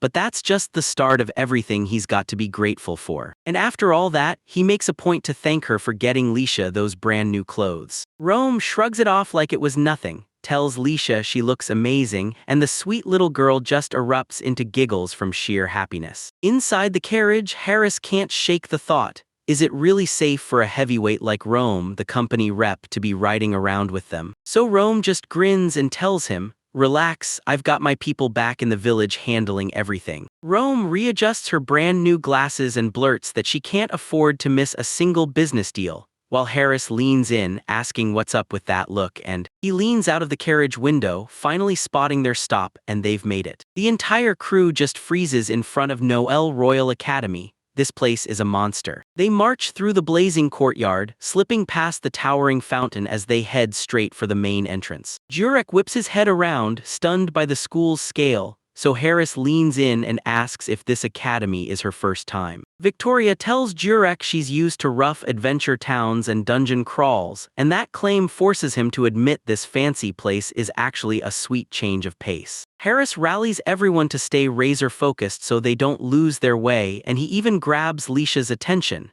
keep right by my side. And the little girl yells that she's got it, while Rome needles Harris for acting like a stressed-out teacher already. From one of the academy's high windows, an old man leans out and glares as they pull up, shouting, "Harris the demon herbalist." And muttering to himself like, Harris is about to put this to great use any second now. Inside the school, a weird glowing egg sits on a table, pulsing as a mysterious voice talks up a vision for the world.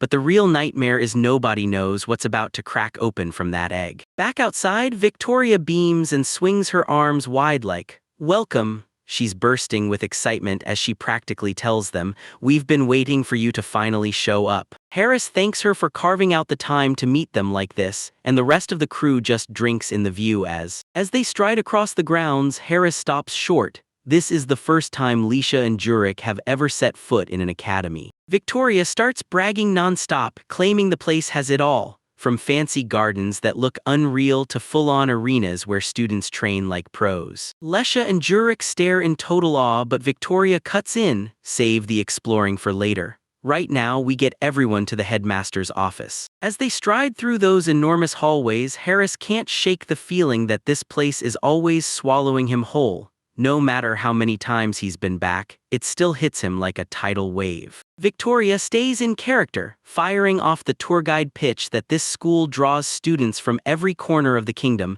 magic duels for the brave, regular studies for everyone else. She swears it's simple. The academy only admits the absolute cream of the crop, and that's exactly why the whole vibe feels nothing like anywhere else. Rome takes in the fancy surroundings, grins, and says, "If the students are elite, then the school has to look this sharp too." Victoria barrels through the halls, grinning from ear to ear, shouting at everyone to stick with her as they see what happens next. They slam to a stop in front of these massive doors, and Harris clocks the place immediately, like he's been here before, but something about the air feels wrong, real wrong. But this entrance hits different now. He feels a brutal wave of pressure rolling out of that room, and it just... Right when they're frozen in place, a voice snaps from the other side, "Come on in." Inside, the academy's top brass are waiting, Headmaster Milo and Vice Headmaster Norman, and Milo breaks the ice by greeting everyone, then zeroes in on Harris, shouting that he's the magic herb pharmacist. Harris leans in for a respectful bow, then says, "It's been forever," and quickly apologizes for keeping him waiting so long for that formal greeting. Milo tells him don't sweat it, then lets him in on the truth. He knows just how brutal it got for Harris after he got kicked out of the Holy Academy. He even claims he heard the whole rumor, the massive invitation Harris got from the elite Spadia family, and he can't stop talking about it. Harris doesn't deny it, he admits it's true, then reveals the real twist. He chose to shut that offer down. Milo snatches that thought and figures if Harris shut him down, then he's probably not going to bite on an invite to this academy either. Harris starts blurting out an apology to the headmaster, admitting that this school is amazing, but he's still got his own road to take. Milo watches from the window and fires off, "Wait, are you really the guy who's been roaming this village, studying herbs and helping people?"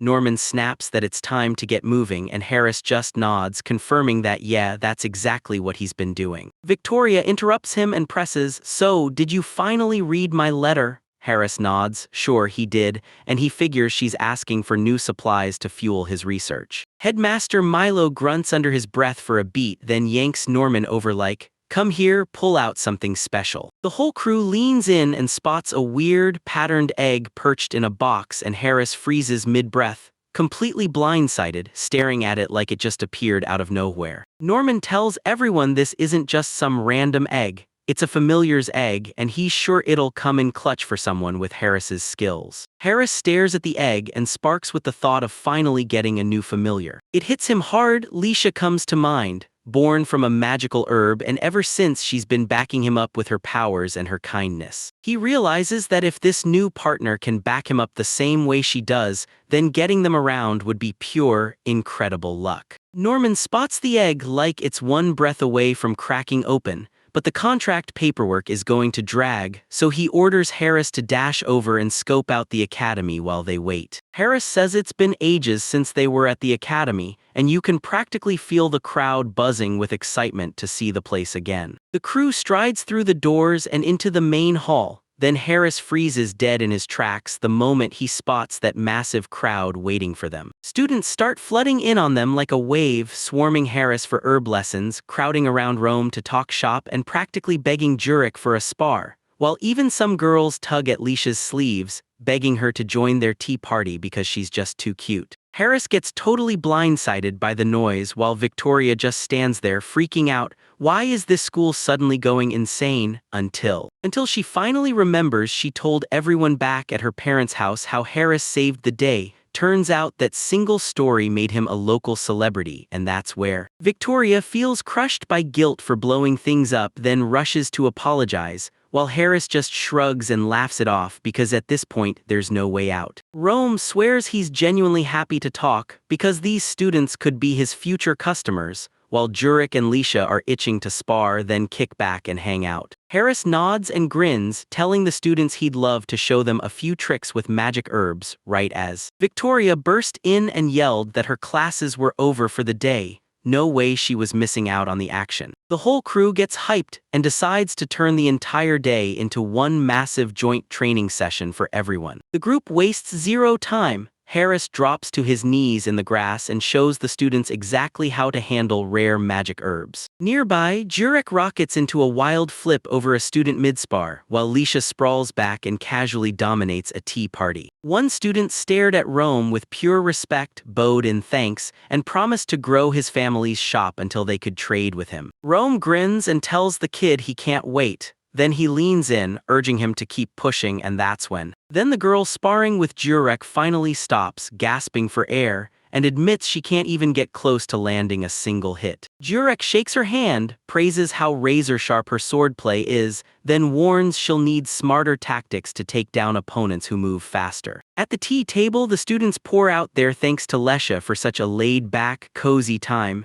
and she just smiles and tells them the pleasure was all hers. As the day winds down, a student leans in and tells Harris, "I'm definitely coming back after graduation for more magic herb lessons." Harris gives a confident nod, grins, and says he'll be right there, waiting for that moment to finally arrive, while, as the students just stare in stunned silence, they finally get it. Harris and his crew aren't playing the same game at all. Victoria tells herself her noble training is more than enough, until she realizes real-world combat skills are on a whole different level. Harris cuts in, insisting that magic herbs do way more than boost skill. They supercharge your basic stamina, and Victoria's eyes go wide as he flips. From his notes, he lays it all out. Certain herbs can crank up blood flow and make muscles heal way faster than usual. He explains that if you mix these with regular training, you'll forge a way stronger body, even if the herbs were originally meant for medicine. Harris shoots out his research notes, swears he's handing them to Victoria, and leaves her staring in stunned silence, wondering if he's actually serious. He tells her the truth, then flashes a quick reminder. Her regular schoolwork still has to come first. Victoria clutches the book to her chest and grins so wide it's almost unbelievable, swearing she'll work her hardest to meet his expectations. Jurek slaps a fist into Victoria's and tells her to run it back next time they meet. She's totally in. Right then, the vice headmaster strides in and declares the contract is ready, then leads the way to the office. So Harris and Leisha immediately fall in behind him. But then a voice suddenly yells, "Harris!" From behind, he freezes, whips around, and scans the area to catch who's there. A bunch of students huddled around Harris, thanking him for that mind-blowing lecture on magic herbs, and even begged him to return and teach them again. Harris nods, says he's in,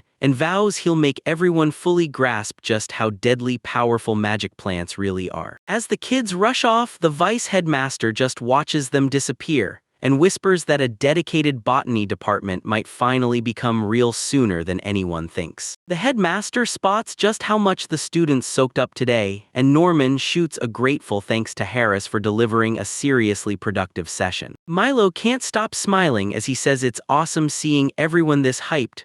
Watching them light up like that feels like a massive win for him. He snaps to attention, realizes he's been rambling, and cuts himself off, then tells Harris, "All right, it's time to touch the egg. Let your magic kick this off." Harris shot his hand out, panic tightening his chest. His magic reserves were running dangerously low for a familiar contract, Then he remembered how the village had saved him last time, and the headmaster clocks the hesitation and steps in fast, offering to boost him with extra mana if he's running low right as everything's about to change. But just then Lesha strides right up, grabs his hand with a huge grin and makes it crystal clear she's got his back. Harris whips her head around and realizes she's got his back, so he shoots her a quick thank you, then they push forward together. Lesha snatches Harris's hand and lights up with pure hype. She yells that it's contract time and they're going all in with everything they've got. They both pour their power into that egg and boom!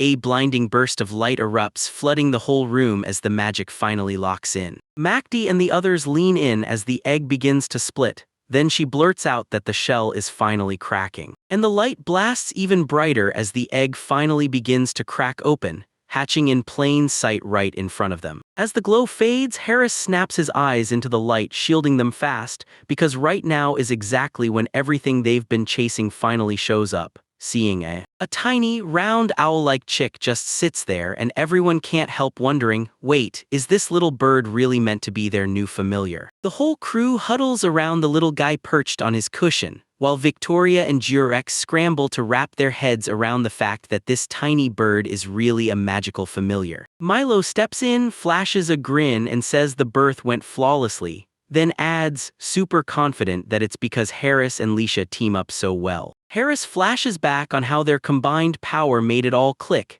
then grins and says this basically turns Leisha into the bird's big sister. Lesha is completely on board, her eyes light up, her whole face says, I can't believe it, and she's bubbling with excitement to finally become a real big sis to that new little guy. Leisha freezes for a split second when Harris tosses out the idea of being the big sister. Then a surge of excitement hits her, and she vows to do her best as the little bird chirps right along. Norman thrusts a manual into the familiar's hands, telling it that as long as it keeps getting fed and sipping mana from the village, everything will be alright. Harris thanks them for everything, then it hits him, before they do anything else, that little bird needs a name. He explains that calling your familiar isn't just tradition. It's a huge ritual that seals the bond between the bird and its owner for real. Jurek blurts out that her old swordmaster was named Nash, and then he points at the bird, saying its features match his down to the last detail. Victoria's jaw drops and she blurts out whether he means that wild legend, the Nash deal from the Steel Fang clan, the one they call the Falcon Sword. That crew admits it straight up. The clan's legendary reputation wouldn't even exist today if Hero hadn't smashed through everything back then. Harris tells the bird he's already heard every story about how fearless that warrior was, and he hopes the bird grows up just as rock-solid dependable. He drops to his knees and officially brands the little guy as Nash, then turns to the bird like, so, how does it feel to be named? That little bird chirps like it's over the moon at its new master, and Victoria lets out a breath of relief. She can't believe how quickly the guy has won the little thing over. Harris tells Nash he's got his back from this point on, while Leisha warmly greets the little guy, because now the bond is official, and that means the bird is officially a magic companion for the herbalist's familiar. Headmaster Milo says they're about to roll back to the village, so Harris should get the little guy working immediately right after that, but Harris doesn't buy it. He straight up points out that Nash was just born and there's no way that tiny kid can do anything yet. Norman just shrugs it off, grinning as he says the Academy's familiars hit a whole different level. Then he swears that bird will be ready to step in before he even realizes it, telling Harris to just tap the magic stone on the bird's forehead and push a little mana into it. Harris hesitated, doubting the whole magic thing. The instant he tries it, a colossal flash erupts. Then Nash transforms into a giant bird that looms over everyone in that room. Lesha's jaw drops. This is unreal. Victoria nods too, saying sure, her guild uses bird familiars, but she's never laid eyes on one anywhere near this level. Norman tells him that once the journey's over, all Harris has to do is gently stroke the stone, no mana at all, to shrink him back down, but he better not touch it while they're still in the air. While Norman dashes off to grab a riding saddle for the bird, Milo drags Harris away and whispers something far more serious. Harris asks if anyone's heard what the Holy Academy's been up to lately, and the moment the answer starts, he knows it all traces back to Director Dahlen. Harris finally tells the headmaster, I haven't heard a single peep from my old workplace since the day they tossed me out, but Milo fills him in fast. Ever since the sanctuary kicked him out, every group is dropping contracts left and right, and Norman jumps in to warn Harris, stay razor careful because once that director snaps, nobody knows what he'll unleash. The headmaster leans in and tells Harris, when life turns brutal, the ones who truly trust you will show up, no doubt, to stand right beside you. Victoria and Jurek burst in right away, shouting at Harris to get out of the Holy Academy, because their schemes, they're nothing, and Jurek even vows to cut down anyone who dares try anything. Victoria promises she'll jump in too, and Leisha quickly makes it crystal clear that she's not falling behind either. Harris scans his friends and the giant bird Nash and just stands there, breathing out gratitude as he thanks everyone for having his back like this. Milo grins at Harris and tells him he's lucky to have a crew like that backing him up, because no problem, no matter how huge, stands a chance of being too much to handle. The old man finally admits it. He's got huge hopes for the world Harris is trying to carve into reality with his magic herb research. And Harris yells back that he won't let him down as they all pile onto Nash's back, ready to blast out and prove he's right. The giant bird bursts into the sky, hauling the entire group high over the academy grounds as they kick off their journey back to the village. Milo and Norman stand shoulder to shoulder as they watch Harris stride off with the girls, and Milo hurries after him, telling Harris he's got an incredible crew who genuinely believes in him. As Nash rockets into the sky, the headmaster calls out that the whole academy's cheering for him. 2 students crane their necks and watch the giant bird vanish into the clouds while Harris stares down in stunned disbelief at how fast the academy slips farther away. Leisha's laughing and yelling about how high they are. But Victoria is totally unraveling. She's shaking like crazy, staring down the drop, fully convinced that one slip means she'll splat into a pancake on the ground. Jurek tries to play the hero, telling Victoria she'll be fine if she just spreads out the impact when she lands. But that only makes Victoria panic harder, and so Nash just keeps blasting through the sky because whatever Jurek said, it's flat out impossible for normal people, plain and simple. Back in Delos Village, Chief Russell paces, wondering if Harris and the others ever made it to the academy yet, because one of the guys swears that trip is so brutal and long that they won't be back for days. Then, out of nowhere, a giant shadow slams across the ground. Both of them stop dead, stare up in horror, and Russell scrambles to understand what's happening. Leisha bursts into shouts that she's finally home the second Nash touches down, and Harris is grinning like he can't wait to be back, while Victoria's still sobbing after that wild flight. The village feels dead silent, and that eerie calm is how the entire trip to the academy finally ends. Russell just nods along while Harris clocks it. This village has been buzzing way more lately. Right as the chief talks about how alive everyone should be, boom, right after they head for the academy, a visitor shows up, and Harris is so shocked anyone would come hunting for them that he can barely get the words out. Harris can't believe his eyes. Grazum is right there.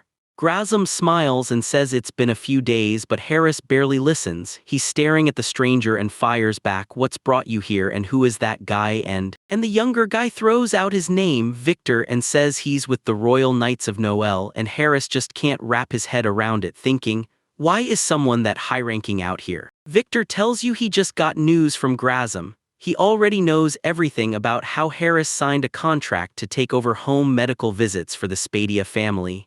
And Harris starts to feel the trap closing in. Victor cuts to the chase and asks if Harris would cover medical checkups for the Royal Knights too. He admits the Knights are hitting their breaking point with the Reynard Monastery lately, because the situation has gotten unbearable, and because their job drops them into danger every single day, no break, no mercy. But that monastery's been a total letdown every time the Knights need real help. So Victor clocks that he's been trashing Harris' old home, and he hurriedly apologizes for snapping at him, but Harris just waves it off like it's nothing, telling him not to sweat a thing, and then makes it brutally clear he doesn't trust the academy either, not these days. Victor tells the whole village, "Thanks for the help," and with Nash's wings, they're cranking out the magic herb, delivering the meds for tonight's order fast like lightning. He tells the group to hand the Knights' negotiations over to him, and Chief Russell's face lights up, because after all the back and forth, both sides finally seal the deal with a firm handshake. Grazum thanks them once more, but the smile vanishes. his eyes turn serious, and he says there's one last thing they've got to talk about, and Victor steps in, firing off a tense explanation that the Knights just got brand new secret orders from the big bosses pulling the strings at the top. Their mission: track down one insanely specific special flower, like it matters way more than any ordinary plant ever could. Victoria hears that and can't stop thinking, why would Harris get tangled up in some flower search?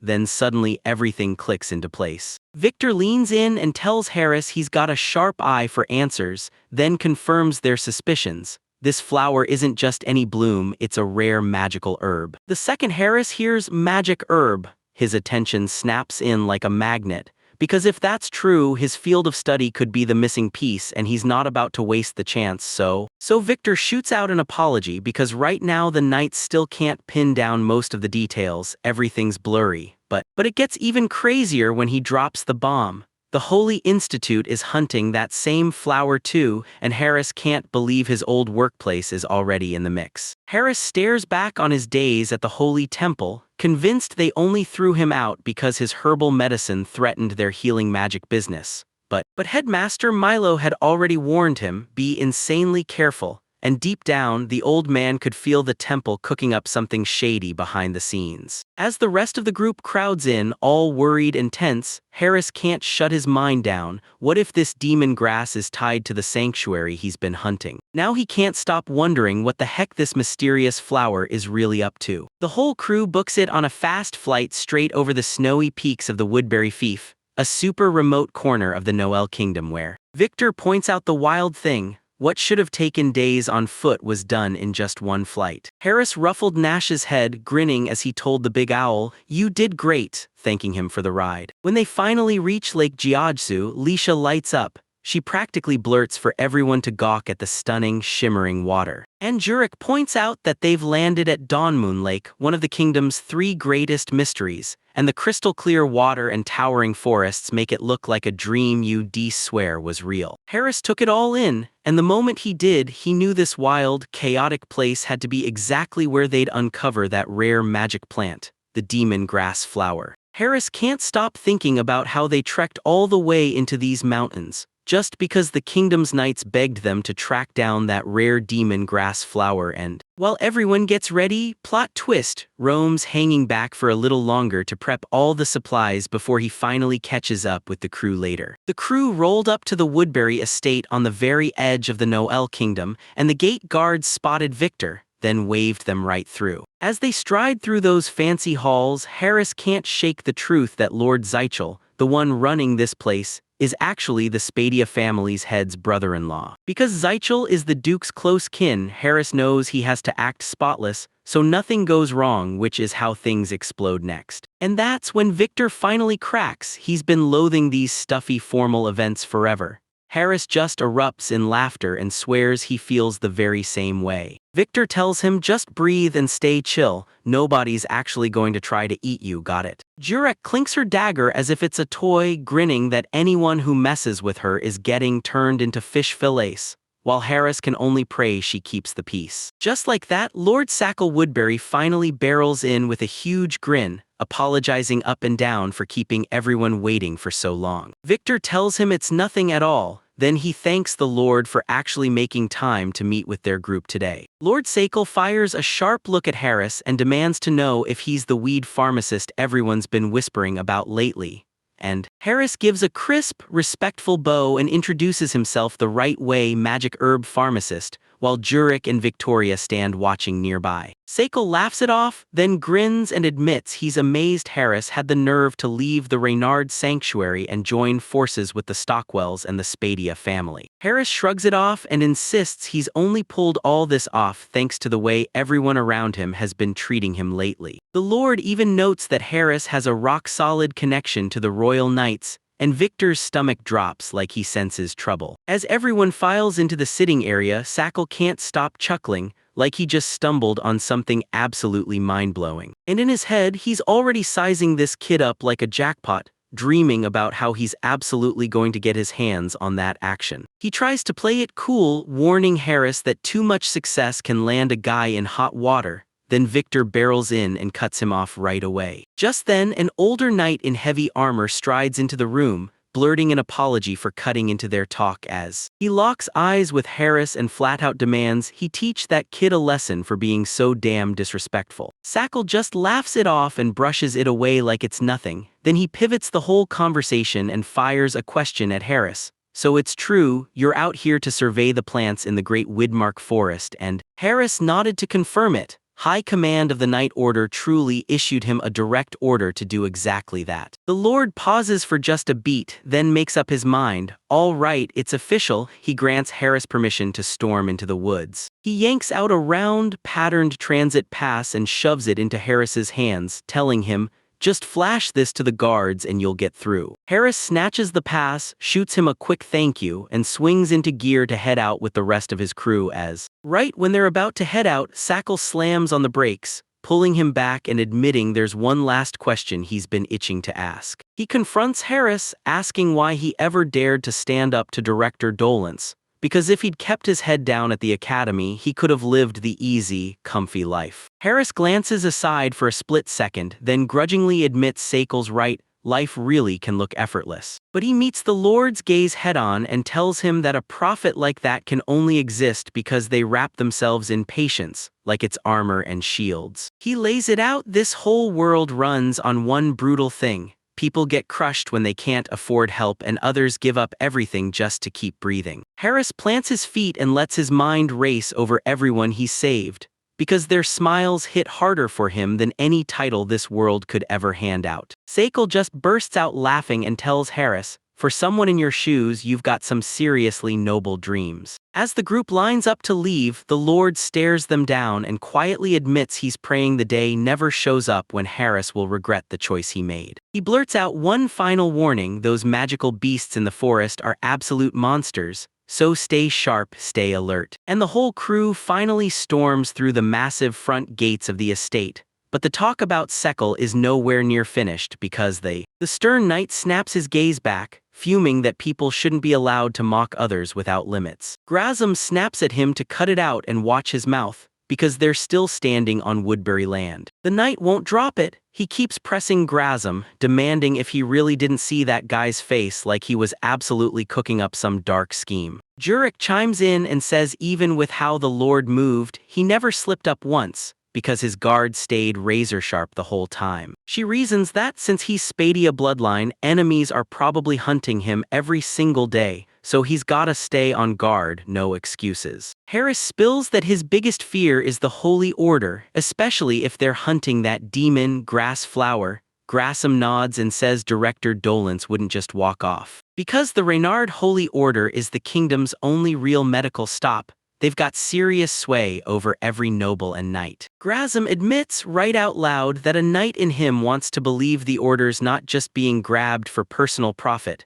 but deep down he knows he's probably clinging to wishful thinking. He unveils a secret mission on the spot, praying that no shady enemy lurking in the shadows is working against them as Harris goes silent for a beat, and then Grasm snaps that just standing there and overthinking won't hand them a single real answer. Harris shakes off the bad vibes, looks the crew in the eye and says, "With all of us together, there's nothing to fear." Then he leans in, makes it personal, and tells them he's truly counting on them and thrusts his gaze toward the horizon, shouting at the crew that it's finally time to march straight into the Widmark Great Forest. Meanwhile, back at the Reinhardt Holy Order, someone has officially snapped. Rage erupts as they scream at the top of their lungs. Dolence is ripping apart his office, spiraling out of control, screaming, "Why are the Spadia family and those knights turning my life into a living nightmare?" His assistant blurts out that their men are stuck holding the line for now, but he knows it's only a countdown before everything shatters. Dolence takes a swig and grumbles that the knights are his bread and butter. Every battered injury they rack up keeps his business alive, and he's not letting Harris swoop in and snatch them away. One of his goons snaps up and blurts that he already heard Harris and the rest of the crew have started heading straight for the Great Widmark Forest, that's a huge deal because everybody knows that place is an absolute nightmare, teeming with some of the deadliest magical beasts out there. Dolence's face twists into something downright creepy, and he tells them that if the forest is really that dangerous, then it really. Honestly, there's no fixing it. Once a few losers stumble in, they get turned into nothing but monster bait. The hooded girl nearby just smirks and snaps that everyone will chalk it up to a tragic accident, laughing at how terrifying the whole thing is. She bolts outside to check how their little bait is doing, and Dolence leans in and tells her he's counting on her, and she better keep her eyes on every move the whole way through, right up to the very end, before he bursts into his own private laugh. He can't stop thinking about Harris, then vows that once the monsters are finally done with him, he'll march to his grave and lay down flowers himself. Harris and his crew stride into the woods, and the world suddenly blooms with a blinding bright light. The Witch of the Amberleodes locks eyes on her crystal ball and spots it. Harris and his crew have officially stormed into Woodbury territory, and the clock is ticking. It's a huge problem. Those woods are packed with deadly monsters, and it looks like one of the nastiest is already tracking them down. She scans the group and realizes Harris' friends and those young knights can't face what's coming by themselves, so she clenches her staff and finally makes up her mind. This is the moment she jumps in and gets involved. MacD flashes a massive smirk, and you can practically feel it. Her moment to steal the spotlight is finally here. The witch fires off the command for her to use her magic to help Harris, and MacD beams, cheerfully telling her master, "You've got it, I'm on the job." Right. That top-tier mage Straytup launches herself out of the building, yelling that she's leaving right now. As she leaves, the witch just lets out a deep sigh, baffled that this girl can't ever use a door like a normal person. Then she shrugs it off fast because, now that everyone's locked onto the same goal, they surge forward to smash the darkness choking the kingdom, so the world Harris dreams of can finally be built. Back at camp, Rome finally barrels in with an absurd mountain of luggage, then throws out a sincere apology to the whole crew for keeping them waiting. Victoria swings her huge backpack into view and grins, telling everyone the supplies and gathering gear are all ready to go. Harris flashes her a smile like, "Yeah, that helps a lot." But just as they finally settle in, Leisha cranes her neck toward the dark tree line and yells for Harris, her voice trembling, because the forest feels wrong, like something's stalking them, especially since the moon hangs overhead, and the woods swarm with 1,000 strange voices whispering from the shadows. Harris pauses for a breath, then realization flashes across his face. Those weird voices aren't random at all. They're the cue that a brand new kind of magic herb is growing nearby. While they take a breather, Victoria glances at the trees and admits straight up that a forest packed with monsters makes her feel downright on edge. But Harris is already one step ahead, whispering to her that if they track down a brand new herb, they'll be able to whip up brand new potion types. Later, as the whole crew pushes through the brush, Victor can't stop replaying that earlier run-in. He just keeps saying he still can't believe how everything went down at the Woodbury estate, and yeah, he's still seething, saying it's straight up infuriating that anyone would call Harris a weed pharmacist or act like he's just raking in easy money,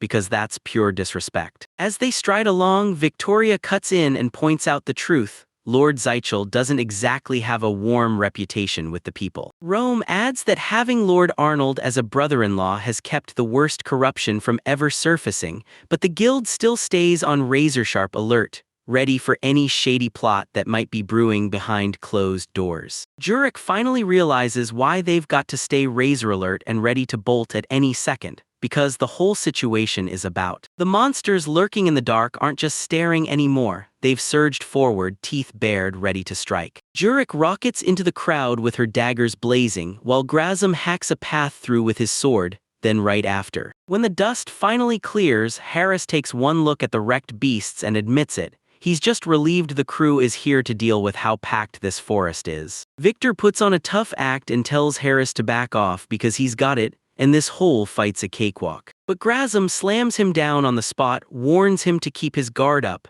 and asks if he really forgot the lesson he learned just the other day. Victor starts begging him to shut up, but Grazum blurts out that Victor was left totally naked last time, right as Victoria screams for Harris to come over. Harris strides over to figure out the commotion, and there's Leisha bouncing all around a brand new patch of plants. He drops to his knees and realizes this isn't some random plant at all. It's a magic herb he's never even heard of, let alone seen. Victoria doesn't slow down, she keeps blazing forward, calling out even more rare treasures tucked right in the brush nearby. Harris's bag is packed to the point of exploding, overflowing with plants and herbs they've hunted down so far. Harris cracked a huge grin at the pile, practically bragging that he'd uncovered tons of fresh magic herbs, and that this haul was way bigger than he ever dreamed. Victoria stared up at the towering trees and said that even magic herbs still need sunlight to grow like any normal plant, but here, everything breaks the rules. It's proof that this part of the forest is brimming with mana, soaked into the soil itself. Grasm beams and tells Harris he's thrilled he finally found something truly useful, not just flowers,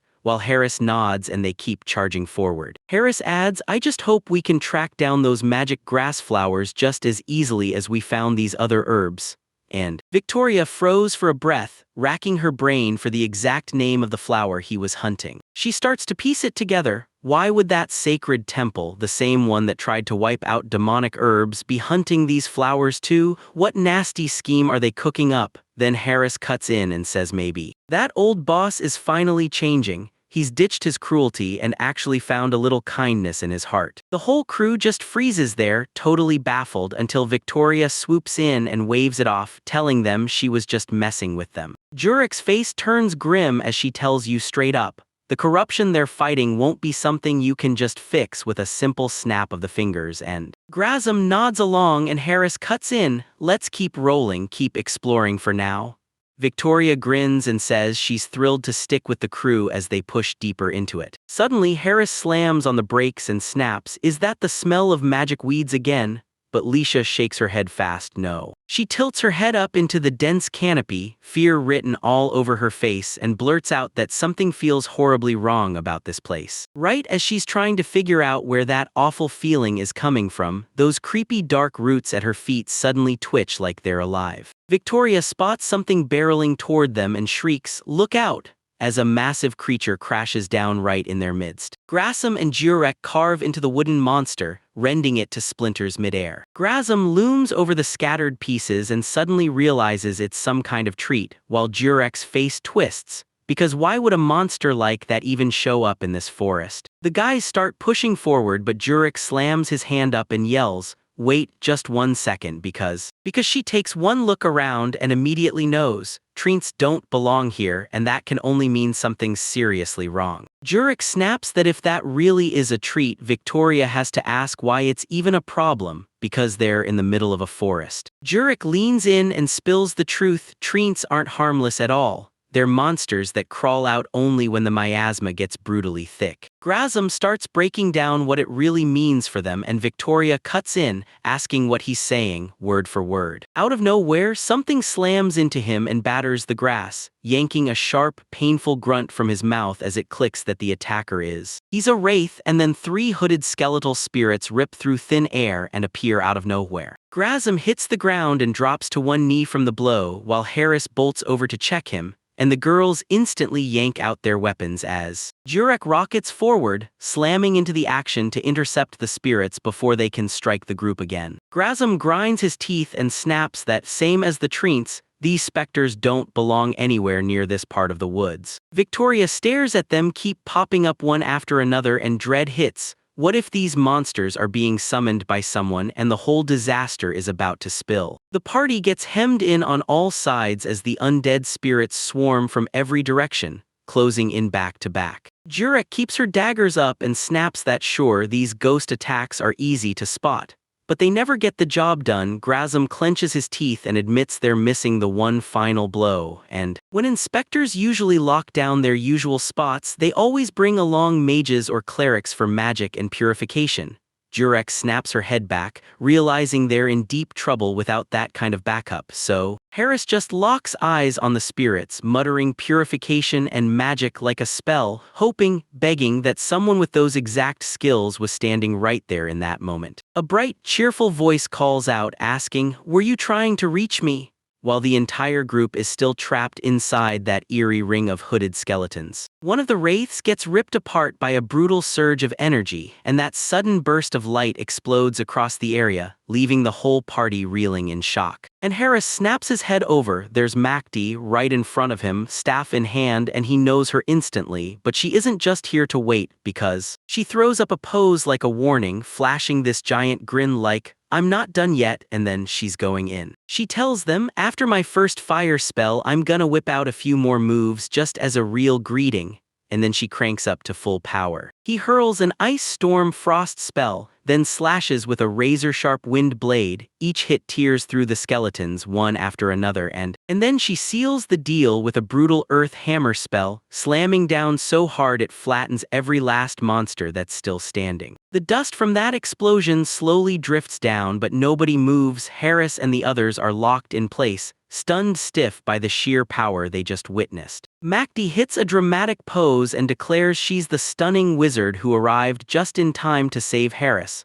while the rest of the group just gapes at her like she's totally freaky. She starts blushing, tells Harris to say something, and admits she feels like a total loser just standing there, so he quickly thanks her for saving their lives. Victoria thanks her too and asks if she knows Harris, and that question hits Jurek like a punch, making him wonder just how close those two really are. Harris just smirks and tells them, "Yeah, she's basically my future wife," and that's when everything gets real. The entire crew snaps, every single one of them erupts in screams, shocked to the core all at once. He lets out a laugh and snaps back, saying she's just a kid from one of his old patients, while Mackie keeps hammering the point that he's dead serious. Harris tells him his old patient was Amber, the witch of the mines, and she hadn't trained anyone in years until she spotted Macdi's raw potential. He straight up admits he saw her training back then, but even he couldn't believe how insanely good she's gotten. Jurek says she'd heard whispers about the witch taking an apprentice,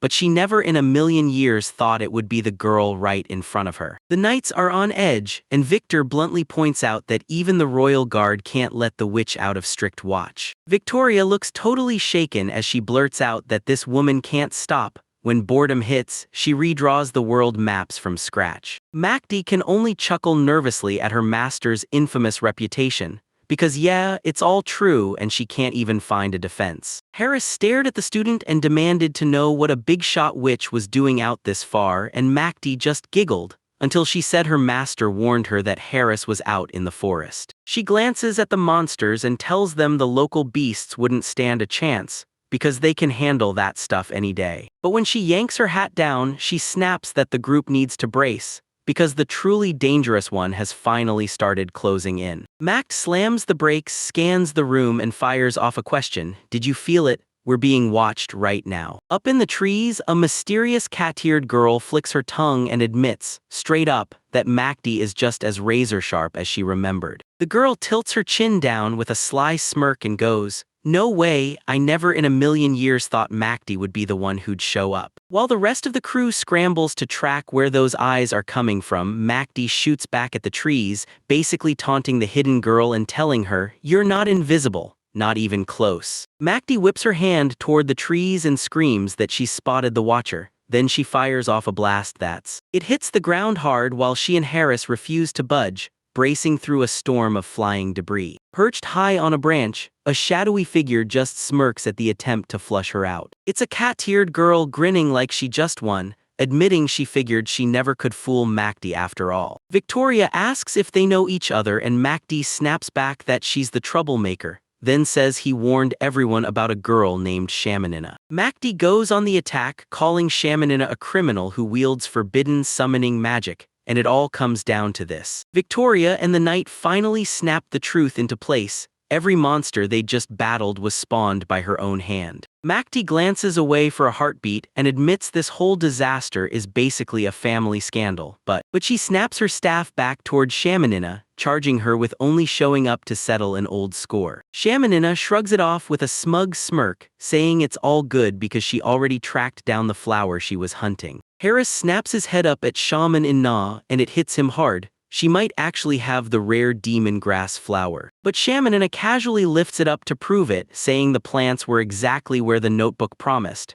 and Harris just freezes, completely stunned. And then it hits him, she's really holding his father's old research journal, right there in her hands. He's frozen in pure shock, blurting, "How does a criminal like you even know about Professor Gustav's work?" But Shamanana just smirks, shuts him down with, "You've talked enough," and says her only job left is to round up the whole crew. She lunges forward as she vows to end them all, and then bam, suddenly a massive wall of thick fog slams into the forest, swallows the ground in seconds and traps everyone inside with no way out. Harris yanks Leisha into his arms, clamps her close, squints through the blinding white mist, and shouts that he can't see a damn thing then. In the thick haze, Jurek spots the slightest motion and erupts in a scream, yelling for everyone to hit the ground. She whips her blade up at the last second, slashing the monster's attack away before it can tear them to ribbons. Jurek whips her blade through the air, desperately cutting down invisible threats as Harrison and Lesha cower close together. Somewhere out in the fog, the shaman lets out a laugh and tells the group she's hoping they'll have a great time being snacks for the monsters she's left them with. Harris starts to panic, blurts out to Macdi, "Can't you just blow the fog away with your wind magic?"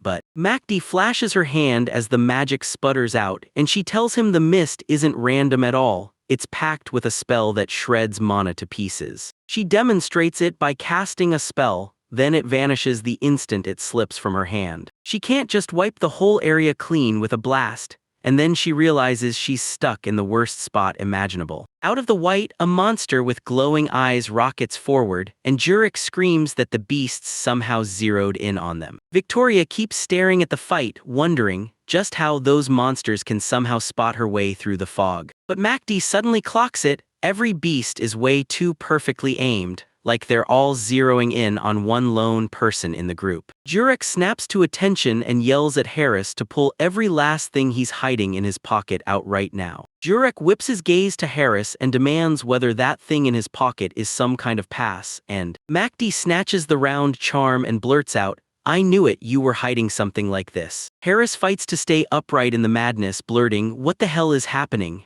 So Macdi leans in for a closer look, and bam, he realizes the charm isn't just decoration, it's packed with attraction magic. Victoria spots the monsters slowing down now that the charm is broken, and that shift makes Harris start freaking out, wondering if the Woodbury family is secretly teaming up with the Sanctuary to snatch the magic grass and that notebook, because he can't pin down their endgame. Macdi cuts him off and snaps, "Think later, right now we've got to clear this mist." She scrambles for a new plan, but magic hits the fog like a brick wall, then out. Lesha lifts the tiny owl and tells Harris that Nash wants to take this into his own hands. And the little bird launches into the sky, battering its wings at full power to cut through the air. Harris tells you the owl can whip up a brutal gust just because it has wings, no matter how thick the magic is in the air. Even though Nash is really trying, Macdi spots it. The mist is creeping back in, already closing their escape, and they need something way more powerful, like right now. So Macdi starts hunting for the last move, the one that'll finally tip the scales and break through. She shouts at Harris, demanding, "Do you still have that magic herb medicine you gave my master?" Harris shoots back, "You mean the stuff I gave Amber and he yanks the bottle out, flashing it like, "I've got it," even though he's not even sure what she's about to do with it. Macdi swears it'll work, then shouts the call for the win, right now, so they can pick it up. Suddenly, Nash blasts out a brutal burst of air that tears the dark mist apart and carves a clear path straight through. As the fog finally tears away, the entire forest bursts into view and everyone just stands there, breathing the clear air like it's unreal. Macd held up that empty bottle, burst into laughter, and bragged that Harris's special beauty oil somehow turns into wicked fuel. The whole squad just freezes and stares at her, completely losing it, because they can't wrap their heads around the fact that she used beauty oil to save them. Victoria snaps the clues together, her mind racing. She starts to wonder if that beauty oil is the only reason Amber keeps showing up to get Harris for house calls. Macdi just bursts into laughter and fires off her master's question like, "Is there anything in this whole world more important than a girl's skin?" She even admits she got cursed. Flowers erupted out of her ears just for asking about it, and Victoria can't stand that at all. Harris cuts through the noise, stares straight ahead, and tells the crew, hold on, this mist is about to give way and you're about to see what's been waiting. As the smoke finally clears, a brutal pack of gigantic monsters barrels in, cutting off their escape route. MACD instantly snaps and warns the crew, what's coming is on a whole other level, way stronger than the weaklings they faced earlier. Jurek wastes zero time, he rockets straight into the fight, betting it all as he takes on the brand new threats. Even the season's night feels the weight of it, these monsters are coming, and they're going to be a brutal handful to stop. From the shadows, the hooded girl draws a magic circle and calls in something far bigger to crush them for good. From afar, Amber squints, tugs her hat down tight and fires off a brutal idiot at whoever she's targeting. Macdi slams the brakes on the chaos, yelling at everyone to give her a single second of their time. Victor strides up to take command, tells her he'll handle it and asks her straight, does she really have a plan to get them out of this? Jurek digs in with her blades and fires off the warning, if they don't act right now, they'll get swarmed and crushed. Macdi suddenly starts glowing as she stands inside a huge magic circle, and she tells them with real warmth how fast they're catching on. She casually asks Harris if he even knows about the different types of elemental magic, and suddenly he's left staring, wondering why she's dropping it on him out of nowhere. Harris rattled off the 4 elements, fire, water, wind, and earth, like she was scrambling to pin down her own point. But Macdi just grins and tells him, you're right up until he reveals those 4 are only half of what's really out there. The entire crew halts in mid-step, staring at her like she just said the impossible, while Harris keeps repeating her words, brow furrowed, clearly stuck on what she means by half. As she cranks up dark energy, she snaps, sure, there are 4 monotypes, but there's another whole side to it, the anti-mono. Victoria stares as the dark power swells in Maddie's hands, her face twisting with worry, and she blurts out that this whole thing looks dangerously out of control. Macdi bursts into laughter, totally hyped now that she finally gets to use everything she learned in training with her master, and she clenches her fists and focuses, then explains she's smashing mana and anti-mana together for real like it's going to blow, and right as she starts to say CL. To forge her ultimate trump card, she turns that orb toward the monsters, and the second they get what's happening, panic explodes across them. It detonates a massive, blinding flash that instantly engulfs the whole battlefield, and leaves nothing but an empty wasteland in its wake. Makati only smirks as the destruction wipes everything out, while Harris and Victoria just stand there, utterly stunned.